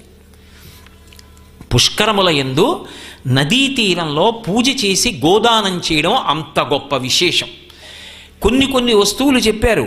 గోవు, భూమి, ధాన్యము, పువ్వులు, ముత్యములు, బంగారము, వస్త్రములు, ఎద్దు, నాగలి, యజ్ఞోపవీతం, అలాగే గృహదానం, అలాగే శయ్యాదానం, పడుకోవడానికి పడక, మంచాన్ని దానం చేయడం, శయ్యాదానం, అలాగే శాకములు, కొన్ని కూరలు పట్టుకెళ్ళి ఆ కూరలు దానం చేయడం. ఆఖరి రోజున తప్పకుండా చెయ్యవలసినటువంటి దానం తిలాదానం, నువ్వులు, నల్ల నువ్వులు. అవి పితృదేవతలు తరించడానికి కారణం. అంటే ఆ ఒక్క కాలమునందు నేను తరించడం కాదు, ఆ కాలమునందు నేను బ్రతికి ఉన్నందుకు గాను, శరీరంతో ఉన్నందుకు గాను, శరీరం విడిచిపెట్టిన నా పితృదేవతల్ని తరింపజేయడానికి నాకు అవకాశం వస్తుంది. ఇది ఒక్క పుష్కర కాలమునందు మాత్రమే సంభవం. కానీ పుష్కర స్నానం చేసేవాళ్ళు తప్పకుండా తెలుసుకోవలసిన విషయం ఒకటి ఉంటుంది. ఏమిటి అంటే స్నానము చేత శక్తి ఎంత వస్తుందో చిన్న పొరపాటు చేత ఇంత శక్తి పోతుంది. కారణం ఏమిటి అంటే ఒకప్పుడు దధీచి మహర్షి ఉండేవారు. ఆయన దగ్గరికి తీసుకొచ్చి దేవతలందరూ తమ ఆయుధాలు ఇచ్చారు జాగ్రత్తగా ఉంచమని. ఆయన ఆయుధాలన్నీ కూడా జాగ్రత్తగా ఉంచడం అంటే బయట పెడితే పట్టుకుపోతారని లోపలికి వచ్చేసుకున్నారు. ఆయన ఎముకల్లోకి వెళ్ళిపోయిన తర్వాత దేవతలు మళ్ళీ వచ్చి మా ఆయుధాలు ఇమ్మన్నారు. ఏవి? లోపలికి వెళ్ళిపోయి అస్థుల్లోకి వెళ్ళిపోయి అన్నారు. కాదు మేము తయారు చేసుకోవాలి, మళ్ళీ రాక్షసులతో యుద్ధం చేసి ధర్మం నిలబెట్టాలి. ఆయన అయితే ధర్మాన్ని నిలబెట్టడానికి ప్రాణత్యాగం చేసేస్తాను, నా శరీరం వదిలేస్తాను, నా ఎముకలు తీసుకుని మళ్ళీ మీ ఆయుధాలు తయారు చేసుకోండి. నైమిషారణ్యంలో ఇప్పటికీ దేవాలయం కనబడుతుంది. దధీచి కుండం అని పెద్ద కుండం, అందులో స్నానం చేయొచ్చు కూడా. దధీచి మహర్షి ఎక్కడ శరీరం వదిలేసి ఎముకలు ఇచ్చేశారో అది ఇప్పటికీ నైమిషారణ్యంలో ఉంది. అటువంటి దధీచి మహర్షి ధర్మము కోసమని దేవతలకి తమ అస్తుల్ని ప్రదానం చేశారు, ఆయుధాలు తయారు చేసుకోమని. ఆయనకి కొడుకు పుట్టాడు, పిప్పలాదుడు అని ఆయన ఒక మహర్షి. ఆయన పక్షుల చేత రక్షింపబడ్డాడు. ఎందుచేత అంటే భర్త మరణించాడన్న బాధతో ఆమె కూడా సహగమనం చేసింది, తల్లిగారు. ఆ పిప్పలాదుడు పెద్దవాడై దేవతల పట్ల ఆగ్రహం చెందాడు. నా తండ్రి అస్తులతోటి వీళ్ళు ఆయుధాలు తయారు చేసుకున్నారు, దానికోసం నా తండ్రి శరీర త్యాగం చేశాడు, వీళ్ల మీద పగ తీర్చుకుంటానని ఆయన తనకున్నటువంటి వేదమంత్ర బలం చేత ఒక గొప్ప యజ్ఞం చేశాడు. అందులోంచి ఒక కృత్య పుట్టింది. ఒక కృత్య అంటే ఒక శక్తి రూపాన్ని పొంది పైకి వచ్చింది. విపరీతమైన ఆకలితో వచ్చింది. ఏం కావాలి? నన్ను సృజించావు, నాకు ఆకలి, ముందు అన్నం పెట్టండి. ఆయన అన్నాడు దేవతలందరినీ తినేయి అన్నాడు. ఆమె దేవతల మీదకి వెళ్ళిపోయింది. ఆమె యజ్ఞకుండంలోంచి వచ్చింది. ఆవిడ్ని నిగ్రహించడం ఎవరికీ సాధ్యం కాల. వీళ్ళందరూ వెళ్ళి శంకరుడి కాళ్ళ మీద పడ్డారు. ఎక్కడి నుంచి వచ్చింది పిప్పలాదుడికి ఇంత శక్తి అంటే పరమశివానుగ్రహం చేత చేశాడు. శివుడు అన్నాడు, మీ తండ్రి దేనికి ఇచ్చాడు వస్తువులు? ధర్మ సంరక్షణ కోసం ఇచ్చాడు. వాళ్ళు చంపిపుచ్చుకోలేదు. దేవతాకార్యం ధర్మ సంరక్షణం కాబట్టి దానికోసం నా శరీరాన్ని వదిలిపెట్టినా నాకు బెంగలేదని వదిలిపెట్టాడు. నువ్వు ఆ దేవతల్ని చంపడానికి యజ్ఞం చేసి కృత్యని సృష్టించావు. దోషం కాదా? మీ తండ్రి సంతోషిస్తాడా నువ్వు చేసిన పనికి? కాబట్టి ఇంకొక ఆహారాన్ని కల్పించు అన్నాడు. అంటే ఆయన అన్నాడు, దీనికి విశేషమైన ఆకలి కృత్యకి, నేను ఎక్కడి నుంచి పెట్టను ఆహారం ఇప్పుడు దీనికి, నువ్వే ఏదో ఒకటి నిమంత్రణం చెయ్యి. నువ్వు ఏ ఆహారం ఇస్తానంటే ఆ ఆహారం తింటుంది. అది కృత్య కాబట్టి దానికి భౌతికమైన ఆహారమే తినాలని నియమం లేదు. కాబట్టి ఒక పని చెయ్యి, మనుష్యులు నదీ స్నానము వలన ఫలితమును పొందుదామని నదిలోకి ప్రవేశించి స్నానం చేసి బయటికి వస్తారు. అలాగే సముద్ర స్నానానికి వెడతారు. నదీ స్నానానికి వెళ్ళినప్పుడు ఒడ్డున ఉన్న కించిత్ మట్టి, బస్తాలు బస్తాలు కాదు, 3 వేళ్లతో పట్టుకుంటే ఎంత వస్తుందో అంత మట్టి పట్టికెళ్ళి ఒక శ్లోకం చెప్పి తీరాలి. పిప్పలాదాత్ సముత్పన్నే కృత్యే లోకభయంకరీ అని పిలిచి, అమ్మా నేను పుణ్యం చేసుకుందామని నదీ స్నానానికి వచ్చాను, నువ్వు నా పుణ్యం తినేకు, నీకోసం నేను ఇదిగో ఈ మట్టి వేస్తున్నాను. మృత్తికాంతే మయా దత్త మహారార్థం ప్రకల్పయా, ఈ మట్టి తిని నా పుణ్యాన్ని మాత్రం ముట్టుకోకు, నదీ స్నానం పుణ్యాన్ని అని ఆ మట్టిని నదిలో వేసి అప్పుడు స్నానం చేయాలి. చేస్తే కృత్య ముట్టుకోదు. లేకపోతే స్నానం చేసి బయటికి రాగానే కృత్య తింటుంది. కొన్ని ఇవన్నీ నిజమా అండి అనడానికి ఏముంటుంది? బోన్ టీబీ వచ్చిందనుకోండి, లోపలికి వెళ్ళినటువంటి వైరస్ ఎముకల్ని తినేస్తుంది. క్యాన్సర్ పుట్టిందనుకోండి, పుండు పుట్టి రక్తనాళాల్ని మూసేస్తోంది. యజ్ఞం చేత పుట్టిన కృత్య పుణ్యాన్ని తినేస్తుందంటే ఏమిటి అనుమానం? దానికి ఆ శక్తి ఉంది. మనం చూడలేదు కాబట్టి, మనకి తెలియదు కాబట్టి అది అలా ఉండదు అనడానికి వీలేదు. నేను ఐఏఎస్ చదువుకోలేదు కాబట్టి ఐఏఎస్ చదివిన వాళ్ళు ఉండరండి అంటే ఎలాగా? నేను చదవలేదు ఐఏఎస్, కానీ ఆ శ్రద్ధతో చదువుకున్న వాళ్ళు ఉన్నారు లోకంలో. నేను డాక్టర్ అవ్వలేదు కాబట్టి డాక్టర్ వృత్తిదండి అంటే ఎలా? వాళ్ళు చదువుకున్నారు, కష్టపడి డాక్టర్ అయ్యాడు. నీకు తెలియనివన్నీ లోకంలో ఉండవండి అని సిద్ధాంతం చేయకూడదు. నువ్వు అది అవ్వలేదు, నీకు అది చూడడానికి కావలసిన శక్తి లేదు, ఎందుకంటే నువ్వు ఆ తపస్సు చేయలేదు కాబట్టి. చేసిన వాడు చూస్తాడు. ఆ శాస్త్రం చదువుకున్నవాడు అద్దంలో ఇలా పెట్టి రక్తపు చుక్క వంక చూస్తే అందులో ఎన్ని క్రిములు ఉన్నాయో చెప్తాడు, ఎన్ని సూక్ష్మాంగ జీవులు ఉన్నాయో చెప్తాడు. ఏమీ తెలియని నేను చూస్తే నాకేమర్థమవుతుంది? అది ఎవడు కనిపెట్టగలడో వాడు కనిపెట్టాడు. ఋషి చెప్పాడు ఆ మాట, నేను చెప్పట్లేదు. కాబట్టి ఆ పుణ్యాన్ని తినేసే శక్తి కృత్యకుంది. కృత్య నుంచి పుణ్యాన్ని రక్షించుకోవాలంటే నది యందు మట్టి వేసి స్నానం చేయాలి. సముద్ర స్నానం అయితే సముద్రంలోంచి ఇసుక తీసి ఒడ్డునెయ్యాలి. ఇదే. కానీ సముద్ర స్నానం మహాసంకల్పంతో చేయాలి, నదీ స్నానం సంకల్పంతో చేయాలి. సముద్ర స్నానం పర్వంలోనే చేస్తారు, ఎప్పుడు పడితే అప్పుడు చేయరు. ఒక్క రామేశ్వరం మినహాయింపు, గోకర్ణమును. ఒక్క గోకర్ణం రామేశ్వరంలో చేసేటప్పుడు ఏ రోజు ఎడితే ఆ రోజే. కానీ మిగిలిన చోట్ల పర్వం అయితేనే. ఏదో చొల్లంగిలో స్నానం చేస్తానండి, విశాఖపట్నంలో స్నానం చేస్తానండి అంటే పర్వం అయితే చేస్తారు. ఒకప్పుడు విజయవాడ నుంచి నిత్యాగ్నిహోత్రీకులు మా ఇంటికి బ్రాహ్మణులు వచ్చారు. వాళ్ళు ఏదో కార్యం మీద వచ్చి వాళ్ళు నేనేదో పళ్ళు ఇచ్చాను. వాళ్ళు అన్నారు, ఇవాళ మహాపర్వం కదండి, పౌర్ణమి, సముద్ర స్నానం చేసి అప్పుడు తింటాం, ఏమనుకోకండి పళ్ళు పట్టుకుపోతామని వెళ్ళి సముద్ర స్నానం చేసి వాళ్ళు అనుష్ఠాదులు పూర్తి చేసుకుని పళ్ళు తినప్పుడు వెళ్ళారు. పర్వంలో సముద్ర స్నానం. ఆ సముద్ర స్నానం చేసేటప్పుడు మహాసంకల్పం చెప్పే చెయ్యాలి. మహాసంకల్పం చేయకుండా లఘు సంకల్పం చెప్పి సముద్ర స్నానం చేయరు. అది మనకి రాకపోతే కనీసం మహాసంకల్పం చెప్పేవాడిని మనతో తీసుకెళ్ళాలి. నదీ స్నానం సంకల్పరహితంగా చేస్తే కాకి స్నానం అవుతుంది. కాకి అంటే నీళ్ళల్లో చూడండి ఇలా మునిగిలా అంటుంది, అలా ఉంటుంది ఆ స్నానం. సంకల్పంతో చెయ్యాలి. సంకల్పం అంటే దేశకాల సంకీర్తనం. అది రాదండి అనడానికి ఏమి ఉండదు అందులో. దేశకాల సంకీర్తనం రాదండి అంటే వాడు ఎప్పుడూ పూజ చేయలేదని గుర్తు. అలా 10 మందిలో చెప్పుకోకూడదు, బాగుండదు. ఒకవేళ రాకపోతే అది చేయించడానికి అక్కడ ఎవరో ఉంటారు, వాళ్ళతో చెప్పైనా మన గోత్రం నామని చెప్పి సంకల్పంతో చెయ్యాలి. ఈ శ్లోకం చెప్పాలి. చెప్పి మట్టి తీసి నీళ్లల్లో వేసి స్నానం చెయ్యాలి. చేసి ఇందాక నేను చెప్పినటువంటి పదార్థముల జాబితాలోంచి ఏదో ఒక పదార్థాన్ని పట్టుకెళ్ళడం శ్రద్ధ. అయ్యో నేను తరించే కాలం, నా పితృదేవతలు తరించే కాలం, కాబట్టి నేను చెయ్యాలి. నిషిద్ధ కర్మలు కొన్ని చెప్పింది. నది ఎందే పుష్కరకాలమునందు మరీ దోషం. ఏ కారణము చేత కూడా పాదముల చేత తాడనం చేయకూడదు నదీ జలాలు.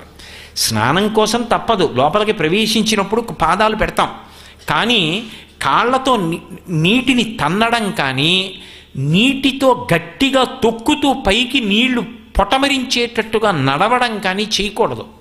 పాదాన్ని తేలికగా లోపలికి పెడుతూ నడిచి వెళ్ళాలి.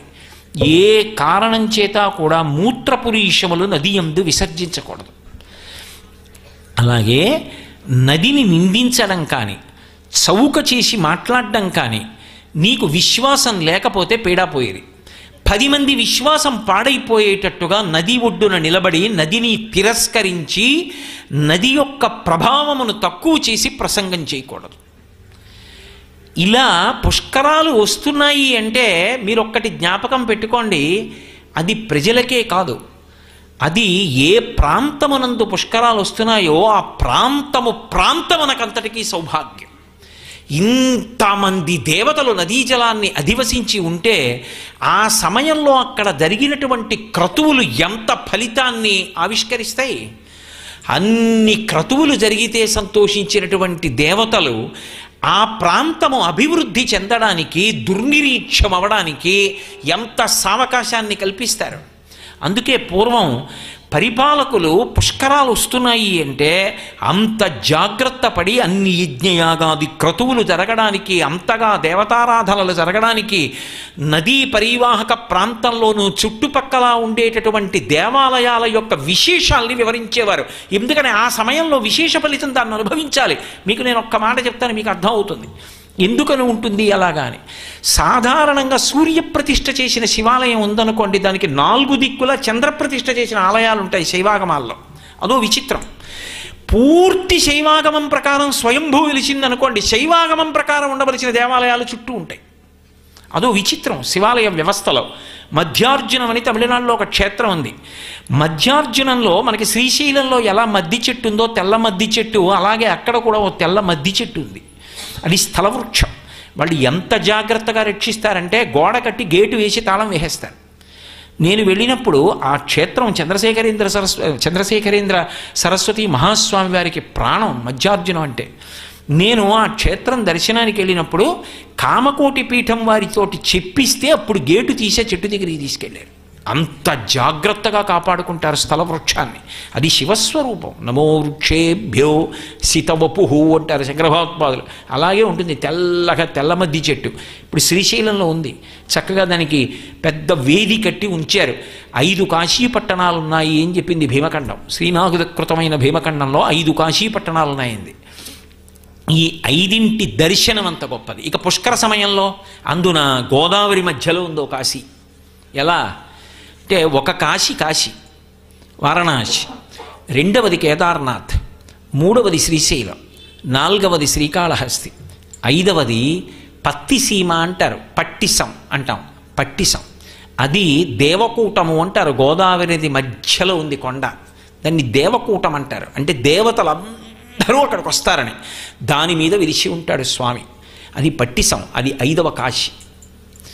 నిజంగా పుష్కరాలలో అక్కడ స్నానం చేసి అక్కడ దర్శనం చేయడానికి ఎంత వ్యవస్థ ఉండాలి తరించడానికి. మన అదృష్టం కదా వస్తున్నాయి పుష్కరాలు గోదావరికి. ఎంత అనుగ్రహం నిజంగా ఆ సమయంలో వెళ్ళి దర్శనం చేసుకోవడం.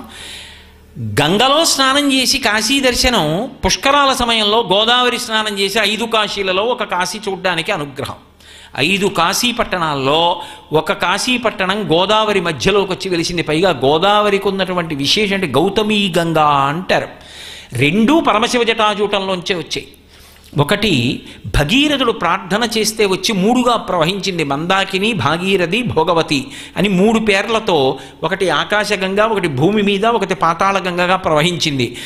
ఇంకొకటి పరమశివుడి జటాజూటంలోంచే గౌతమ మహర్షి ప్రార్థన చేస్తే పరమశివుడు విడిచిపెట్టాడు. చిత్రం ఏమిటంటే గంగకి లేని విచిత్రం ఒకటి గోదావరికి ఉంది, గౌతమీ గంగకి. ఎందుచేత అంటే పరమశివుడు విడిచిపెట్టినప్పుడు మొట్టమొదట అది ఏమైంది అంటే బ్రహ్మగిరి దగ్గరికి వచ్చేటప్పటికి అంతర్ధానమైంది, లోపలికి వెళ్ళిపోయింది ప్రవాహం. వెళ్ళిపోయినటువంటి ప్రవాహం మళ్ళీ గంగాద్వారంలో పైకి లేచింది. గంగాద్వారంలో పైకి లేచి మళ్ళీ అంతర్హితం అవుతోంది భూమిలోకి. అవుతున్నప్పుడు గౌతమ మహర్షి తన చేతిలో ఉన్నటువంటి దర్భల కట్ట ముడివేసి ఒత్తిగిలించాడు. అది పైకి లేచి నాసికా త్రయంబక్. ఎందుకని అంటే అది త్రయంబకాచలము అని పిలుస్తారు. 5 శిఖరములతో సజ్జోజాత అఘోర తత్పురుష వామదేవ ఈశానములనేటటువంటి 5 ముఖములు పరమశివుడివి 5 శిఖరములై విలిసింది ఆ పర్వతం. అదే పరమశివుడు. అరుణాచలం ఎలా పరమశివుడో త్రయంబకేశ్వరం అలా త్రయంబకాచలం అలా పరమశివుడు. ఆయన దగ్గర ఉన్నటువంటి లోతుగా నుయ్యిలా ఉంటుంది. అక్కడ బ్రహ్మ విష్ణు మహేశ్వరులు కొలువై ఉంటారు అని ఆ శివలింగం దగ్గర నుంచి ఊట కింద ఊరుతూ మెల్లమెల్లగా ప్రవాహం ప్రారంభమై ఆ కొండ మించి, అంటే శివజటాజూటంలో పుట్టడం గంగది మనకి తెలియదు, కానీ గౌతమీ గంగ తెలుస్తుంది. ఆ త్రయంబక్ నుంచి అలా బయలుదేరి వచ్చి ప్రవాహం కింద బయలుదేరుతుంది గోదావరి. అది గంగ, ఇది గంగ. ఆ గంగకి పుష్కరాలు వస్తే మనం చాలా దూరం వెళ్ళాలి దేశకాలాదుల యందు. ఈ గంగకి పుష్కరాలు వస్తే ఏ నదీ జలాలు తాగి బ్రతుకుతున్నామో ఆ నదికి పుష్కరం వచ్చింది. దాని పరివాహక ప్రాంతంలో ఉండే క్షేత్ర దర్శనం, ఆ నదీ స్నానం మనకి ఎంత అదృష్ట విశేషం. 12 రోజులు చేయొచ్చు. అందున అసలు భారతదేశంలోనే కనపడనటువంటి అద్భుతాలు కొన్ని ఉన్నాయి. మీకు నేను ఒక ఉదాహరణ చెప్తాను. ఇందాక అన్నాను కదూ, ఎక్కడైనా సూర్యుని చేత ప్రతిష్ఠింపబడి శివలింగం ఉందనుకోండి, ఆ శివలింగానికి వెంటనే 4 దిక్కులా 4 చంద్రలింగాలు ఉంటాయి. సరే, ఇప్పుడు నేను దానికి మినహాయింపు గురించి మాట్లాడుతున్నాను. ఒక్క ఆంధ్రదేశంలో మాత్రం గోదావరి నది పరివాహక ప్రాంతంలో ఒక చోట అష్టదిక్కుల 8 దిక్కుల చంద్రప్రతిష్ఠ లింగాలు వచ్చాయి ఒక దేవాలయానికి. ఎక్కడ? దక్షారామం భీమనాథలింగం సూర్యప్రతిష్ఠ. సూర్యప్రతిష్ఠ అయినటువంటి దక్షారామానికి 8 దిక్కుల 8 సోమేశ్వరాలు ఉన్నాయి. సోమేశ్వరము అంటే చంద్రప్రతిష్ఠ. చంద్రప్రతిష్ఠ అయిన 8 దేవాలయములు పరివేష్టించి ఉన్నటువంటి ఒక్క సూర్యప్రతిష్ఠ అయినటువంటి శివలింగం ఉన్న క్షేత్రము భారతదేశం మొత్తం మీద దక్షారామం ఒక్కటే. అక్కడ గోదావరి కాదు, సప్తగోదావరి మహాతీర్థం. అది తీర్థములకన్నిటికీ తీర్థరాజు. ఏమి అదృష్ట విశేషం! ఎంత జాగ్రత్తగా అక్కడి వ్యవస్థ అంతా భక్తుల కోసం అందుబాటులో ఉండవలసిన అవసరం ఉంటుంది. నేను ఇవాళ ప్రత్యేకంగా ఇది అనడానికి ఒక కారణం ఉంది. కాబట్టి ఎందుచేత అంటే మరి సప్తగోదావరం తీర్థం సర్వతీర్థోత్తమోత్తమం అన్నారు భీమఖండంలో. అన్ని తీర్థములలోకి ఉత్తమోత్తమైన తీర్థం ఏది అంటే సప్తగోదావరి. సప్తర్షులు లాక్కొచ్చారు ప్రార్థన చేసి. దేవత ఋషులకు రాక్షసులకి పెద్ద జగడం జరిగింది దాన్ని తీసుకొచ్చేటప్పుడు. ఆ దక్షారామ క్షేత్రంలో సూర్యుడు ప్రతిష్ఠ చేశాడు శివలింగాన్ని. ప్రతిష్ఠ చేస్తే దానికి 8 దిక్కులా కూడా 8 చంద్రప్రతిష్ఠ అయినటువంటి సోమేశ్వరములు అన్న పేరుతో శివలింగాలు ఉన్నాయి. మీకు నేను ఉదాహరణ చూపించాలి అంటే దానికి తూర్పున కోలంక అని ఒక క్షేత్రం, అక్కడ సోమేశ్వరం అంటారు. కోలంక సోమేశ్వరం. దానికి పక్క నుంచి ఇలా ఆగ్నేయం వైపుకి వచ్చామనుకోండి, వెంటనే అక్కడ దంగేరు అని ఒక క్షేత్రం, అక్కడ సోమేశ్వరం. దాని పక్క నుంచి దక్షిణానికి వచ్చామనుకోండి, కోటిపల్లి అంటున్నాం ఇప్పుడు. అక్కడికి వెళ్ళి ఏది చేసినా 1,000,000 రెట్లు ఫలితం ఇస్తుంది. కోటిపల్లి. ఒక్క గోవునిస్తే 1,000,000 గోవులు ఇచ్చినట్టు, ఒక్క తుమ్మి పువ్వు వేస్తే 1,000,000 పువ్వులు వేసినట్టు, ఒక్క స్నానం 1,000,000 స్నానాలు, ఒక్క ప్రదక్షిణం 1,000,000 ప్రదక్షిణాలు. ఏదైనా 1,000,000 చేత గుణింపబడుతుంది కాబట్టి కోటిపల్లి. దానికి దక్షిణాన 1,000,000 ఉంది. నైరుతికి వచ్చేటప్పటికి కోరుమల్లి అంటారు, కోరుమల్లి అదొక సోమేశ్వరం. మళ్ళీ పశ్చిమానికి వచ్చారనుకోండి పులుగుర్తు అంటారు, పులుగుర్తు ఒక సోమేశ్వరం. వాయవ్యానికి వచ్చారనుకోండి వెల్ల, మా గోపాలకృష్ణ గారి ఊరు, వెల్ల ఒక సోమేశ్వరం. ఉత్తరానికి వెళ్ళారనుకోండి చొల్లంగి ఒక సోమేశ్వరం. ఈశాన్యానికి వెళ్ళారనుకోండి పలివెల ఒక సోమేశ్వరం. ఇప్పుడు 8 దిక్కుల 8 సోమేశ్వరాలు. నిజంగా మీరు ఆలోచించండి, ఈ పుష్కర సమయంలో గోదావరి స్నానమే అంత గొప్పదైతే సప్తగోదావరం తీర్థం సర్వతీర్థోత్తమోత్తమం. అక్కడ ఎవరున్నారు అంటే సమస్త దేవతలకు అధినాథుడు, దేవతా చక్రవర్తి. అందుకు కదూ అంటాం, శ్రీశైలే స్వర్ణశృంగే మణిగణ రచితే కల్పవృక్షాళిశీతే స్పీతే సవర్ణ రక్త స్ఫురిత నవగృహే దివ్యపీఠే శుభార్హే ఆసీన సోమచూడ సకరుణనయన సంగన స్మేర వక్త్ర శంభుశ్రీ భ్రమరీశ ప్రకటిత విభవో దేవతా సార్వభౌమా అని పిలుస్తాం. దేవతా సార్వభౌముడైన అటువంటి శంకరుడు దేవతా సార్వభౌముడు దక్షారామంలో కొలువై ఉంటే 8 సోమారామములు పరివేష్టించి ఉన్నాయి. పక్కన 7 ఋషులు సప్తర్షులు తీసుకొచ్చినటువంటి సప్తగోదావరి ఉంది. అసలే పుష్కరం. అసలు సప్తగోదావరిలో స్నానం చేస్తే మిగిలిన నదులకు చెప్పిన స్నానమంత్రం అన్వయం అవుదాం.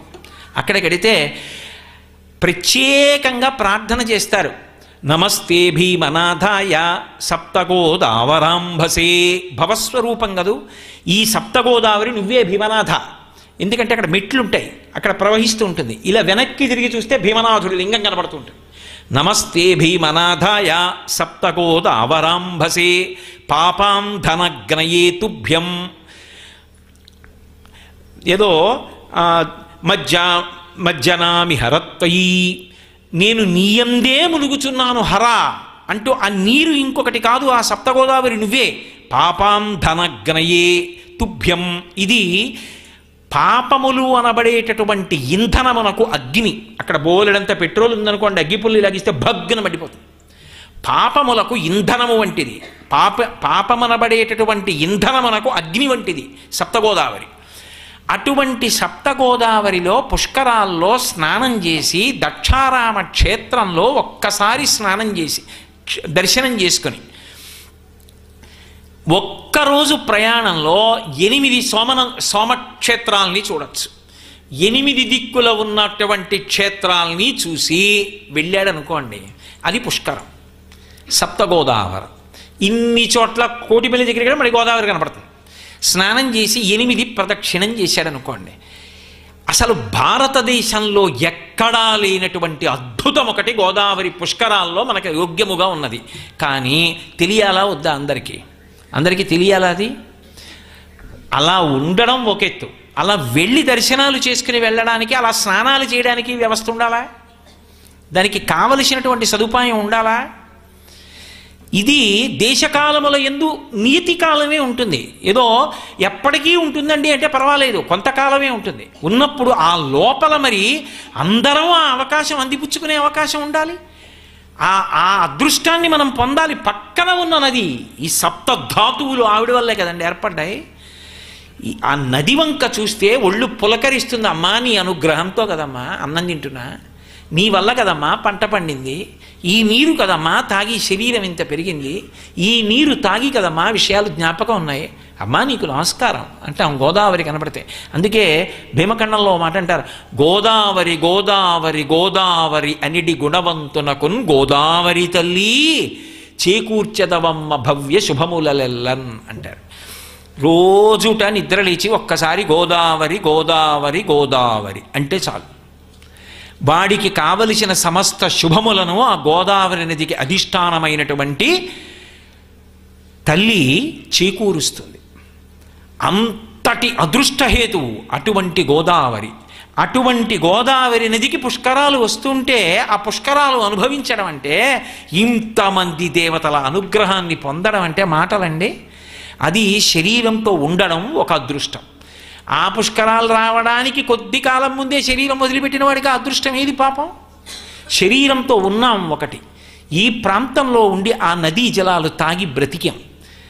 అన్నిటిని మించి నాకు తెలిసినంత వరకు బహుశः గోదావరి నది ఒడ్డున విన్నటువంటి పరమ ప్రాచీనమైనటువంటి క్షేత్రములు మీకు బహు తక్కువ నదుల విషయంలో మాత్రమే కనపడతాయి. నేను ఈ మాట ఎందుకంటున్నానో తెలుసా? తూర్పుగోదావరి జిల్లాలోనే కుండలేశ్వరం అని ఒక క్షేత్రం ఉంది. నేను ఒకప్పుడు కాశీ వెళ్ళాను. వెడితే కాశీలో ప్రధాన అర్చకుడు నన్ను అడిగాడు, కుండలేశ్వరంలో దర్శనం చేసుకున్నారా అని అడిగాడు. సరే ఏదో చేశానండి చెప్పాను అనుకోండి. చాలామంది కుండలేశ్వరం చూడకుండా కాశీ వస్తారు ఎందుకండి అన్నాడు. ఆయన అన్నాడు, కాశీలో ఉన్న మేము కుండలేశ్వరం దర్శనానికి వస్తాం, అక్కడ ఉన్న వాళ్ళు కుండలేశ్వరం దర్శనం చేయకపోతే ఎలా అన్నాడు.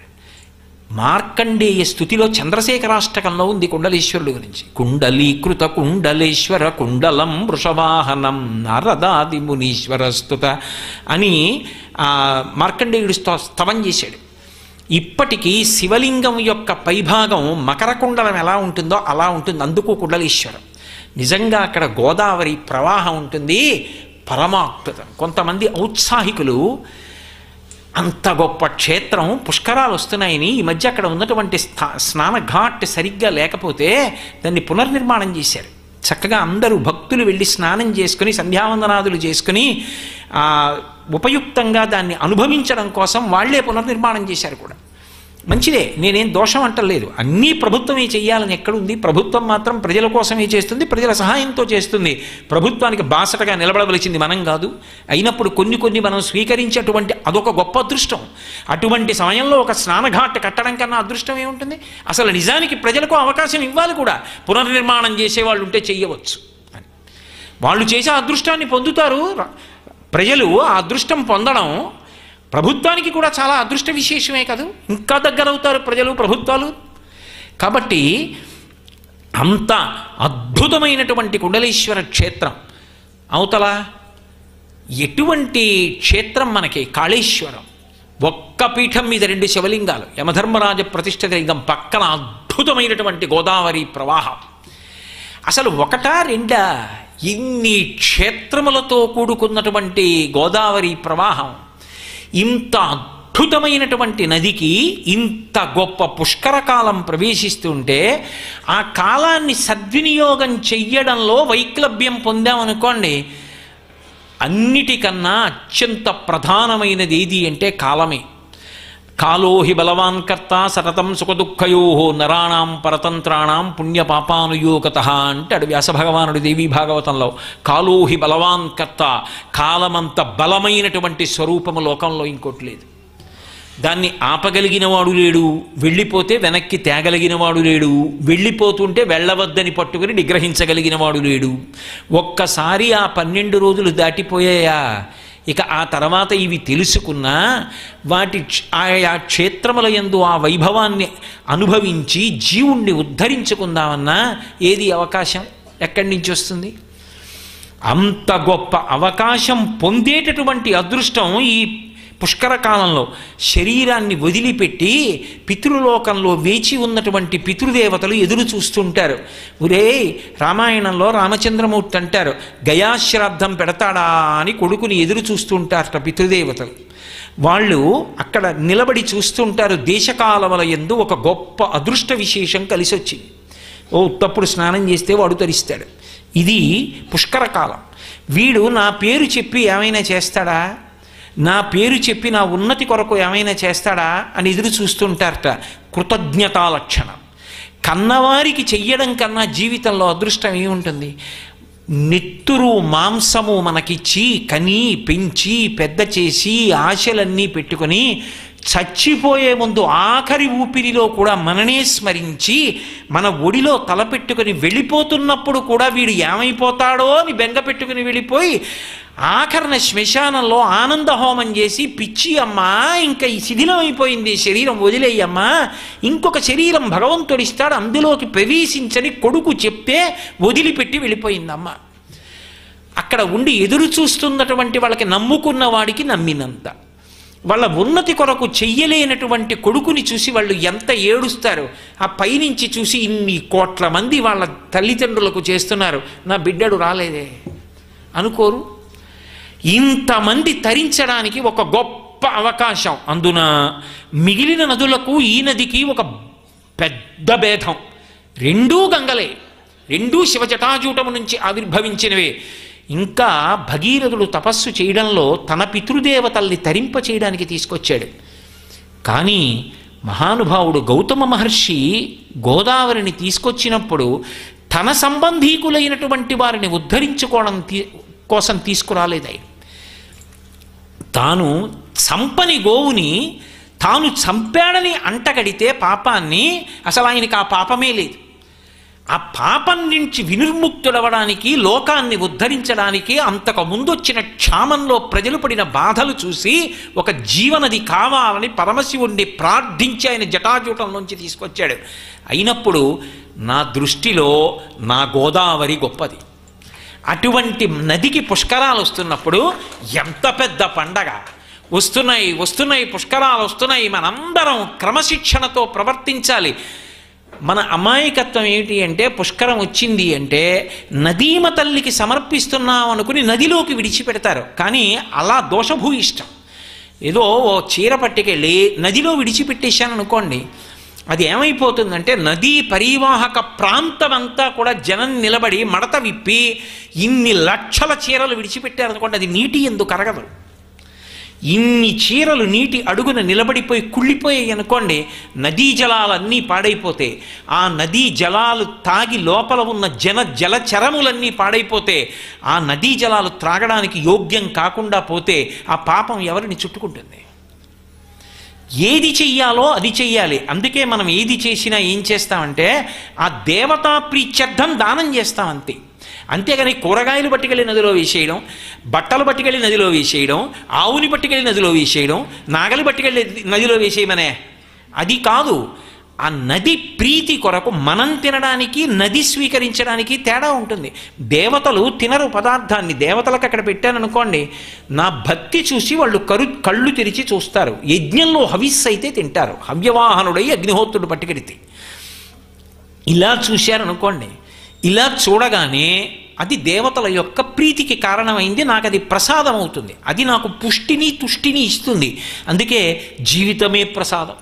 అందుకే ఆంధ్ర రాష్ట్రంలో ఇప్పటికీ ఒక మాట వినపడుతుంది, పేర్లు పెట్టుకున్నప్పుడు ప్రసాద్ ప్రసాద్, ఈశ్వర ప్రసాద్, విష్ణు ప్రసాద్, నారాయణ ప్రసాద్, చివర ప్రసాద్ అంటే ఈశ్వర ప్రసాదము. జీవితమే ప్రసాదము తప్ప దేవతల యొక్క అధిష్టానము యొక్క అనుగ్రహము కొరకు అని సంకల్పం చెప్పి దానం చేయాలి తప్ప అవన్నీ పట్టుకెళ్ళి నదిలో వేయడం, నదిలో క్రీడించడం దోషం.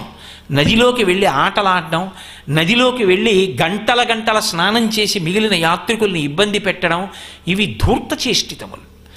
అవి ఎవరు చెయ్యరు అటువంటి పనులు. నాబోటిగాడు చేస్తాడేమో అని నన్ను నేను హెచ్చరించుకోవడానికి చెప్తున్నాను తప్ప ఎవరో చేస్తారని నేను చెప్పట్లేదు.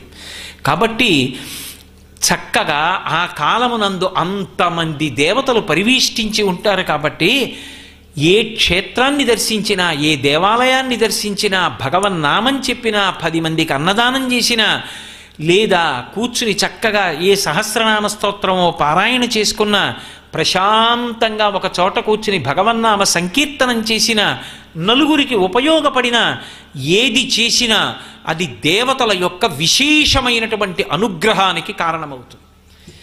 వీటన్నిటికీ అనుగ్రహానికి అంతటికీ కారణం ఎక్కడి నుంచి వచ్చింది? తుండిలుడన్న బ్రాహ్మణుడు పుష్కరుడన్న పేరుతో తీర్థములకన్నిటికీ చక్రవర్తి అయినా, బ్రహ్మకమండలంలోకి వెళ్ళినా, మళ్ళీ బ్రహ్మకమండలంలోంచి బృహస్పతి దగ్గరికి చేరినా, బృహస్పతి 12 రాసులలో ప్రవేశించి ఒక్కొక్క నదిలోకి వెళ్ళినా, ఆ నదులకు పుష్కరాలు వచ్చి ఇంత పుణ్యశక్తిని ప్రకటనం చెయ్యగలిగిన, ఈ విభూతి కంటికి కనపడని ఈ శక్తి జీవుడి ఖాతాలోకి వెళ్ళేటట్టు చేసిన వాడు మూర్తివంతమై ఎదురుగుండా నిలబడితే వాడు భవుడు. అది అష్టమూర్తి తత్వంలో నేను అక్కడ బయలుదేరాను. కాకపోతే వస్తున్నాయి కాబట్టి పుష్కరాలని కలిపారు. అది మరి తెలుసుకోవాల్సిన విషయం. దేశకాల పరిజ్ఞానం లేకుండా చెప్పింది ఉపయోగం. దేశకాలానువృత్తిశ్చనయశ్చనయ పండిత అంటాడు రామాయణంలో సుగ్రీవుడు. దేశము కాలము దృష్టిలో పెట్టుకుని మాట్లాడకపోతే విన్నవాళ్ళకు ఉపయోగం ఏమవుతుంది? కాబట్టి ఇలా మనం ఆయన యొక్క అనుగ్రహం చేత ఆ నీటి యొక్క వైభవంతో ఇహము పరము రెండూ సాధించుకునేటటువంటి అదృష్ట విశేషాన్ని మూట కట్టుకుందాం. ఆ పరమేశ్వరుని యొక్క నిర్హేతుక కృపాకటాక్ష వీక్షణముల చేత పుష్కరములు సమస్త భక్త జనావళికి కూడా విశేష ఫలితములను ప్రదానము చెయ్యడమే కాకుండా తెలుగువారు ఎక్కడెక్కడ ఉన్న ప్రాంతములన్నీ వృద్ధిలోకి వచ్చి అందరూ ఐశ్వర్యవంతులై పరమ సంతోషంతో సంతృప్తిగా బతికేటటువంటి అదృష్టాన్ని ఆ గోదావరి నది యొక్క అధిష్టాన స్వరూపము శివతేజస్సుని భవస్వరూపంగా మన యందు ప్రకటనము చేయవలసినది అని నేను ఆ పరమేశ్వరుని యొక్క పాదములు పట్టి మనందరి పనుపున నమస్కరించి ప్రార్థన చేస్తూ మళ్ళీ రేపు సాయంకాలం 6:30 మనం కలుసుకున్నప్పుడు ఇదే విశేషం మీద మరికొంత కొనసాగింపు ప్రసంగాన్ని చేస్తాను అష్టమూర్తి తత్వంలో. ఎందుకని అంటే ఇవాళ నేను చేసిన ప్రసంగం కన్నా కొంత విశేషాన్ని కలపవలసి ఉంది. మంగళాశాసన పరై మదాచార్య పురోగమై సర్వైశ్చ పూర్వైరాచార్యై సత్కృతాయాస్తు మంగళం. మంగళం కోసలేంద్రాయ మహనీయ గుణాత్మనే చక్రవర్తి తనూజాయ సర్వభౌమాయ మంగళం. ఉమాకాంతాయ కాంతాయ కామితార్థప్రదాయినే శ్రీగిరీశాయ దేవాయ మలినాథాయ మంగళం. సర్వం శ్రీ ఉమామహేశ్వర పరబ్రహ్మార్పణమస్తు. స్వస్తి.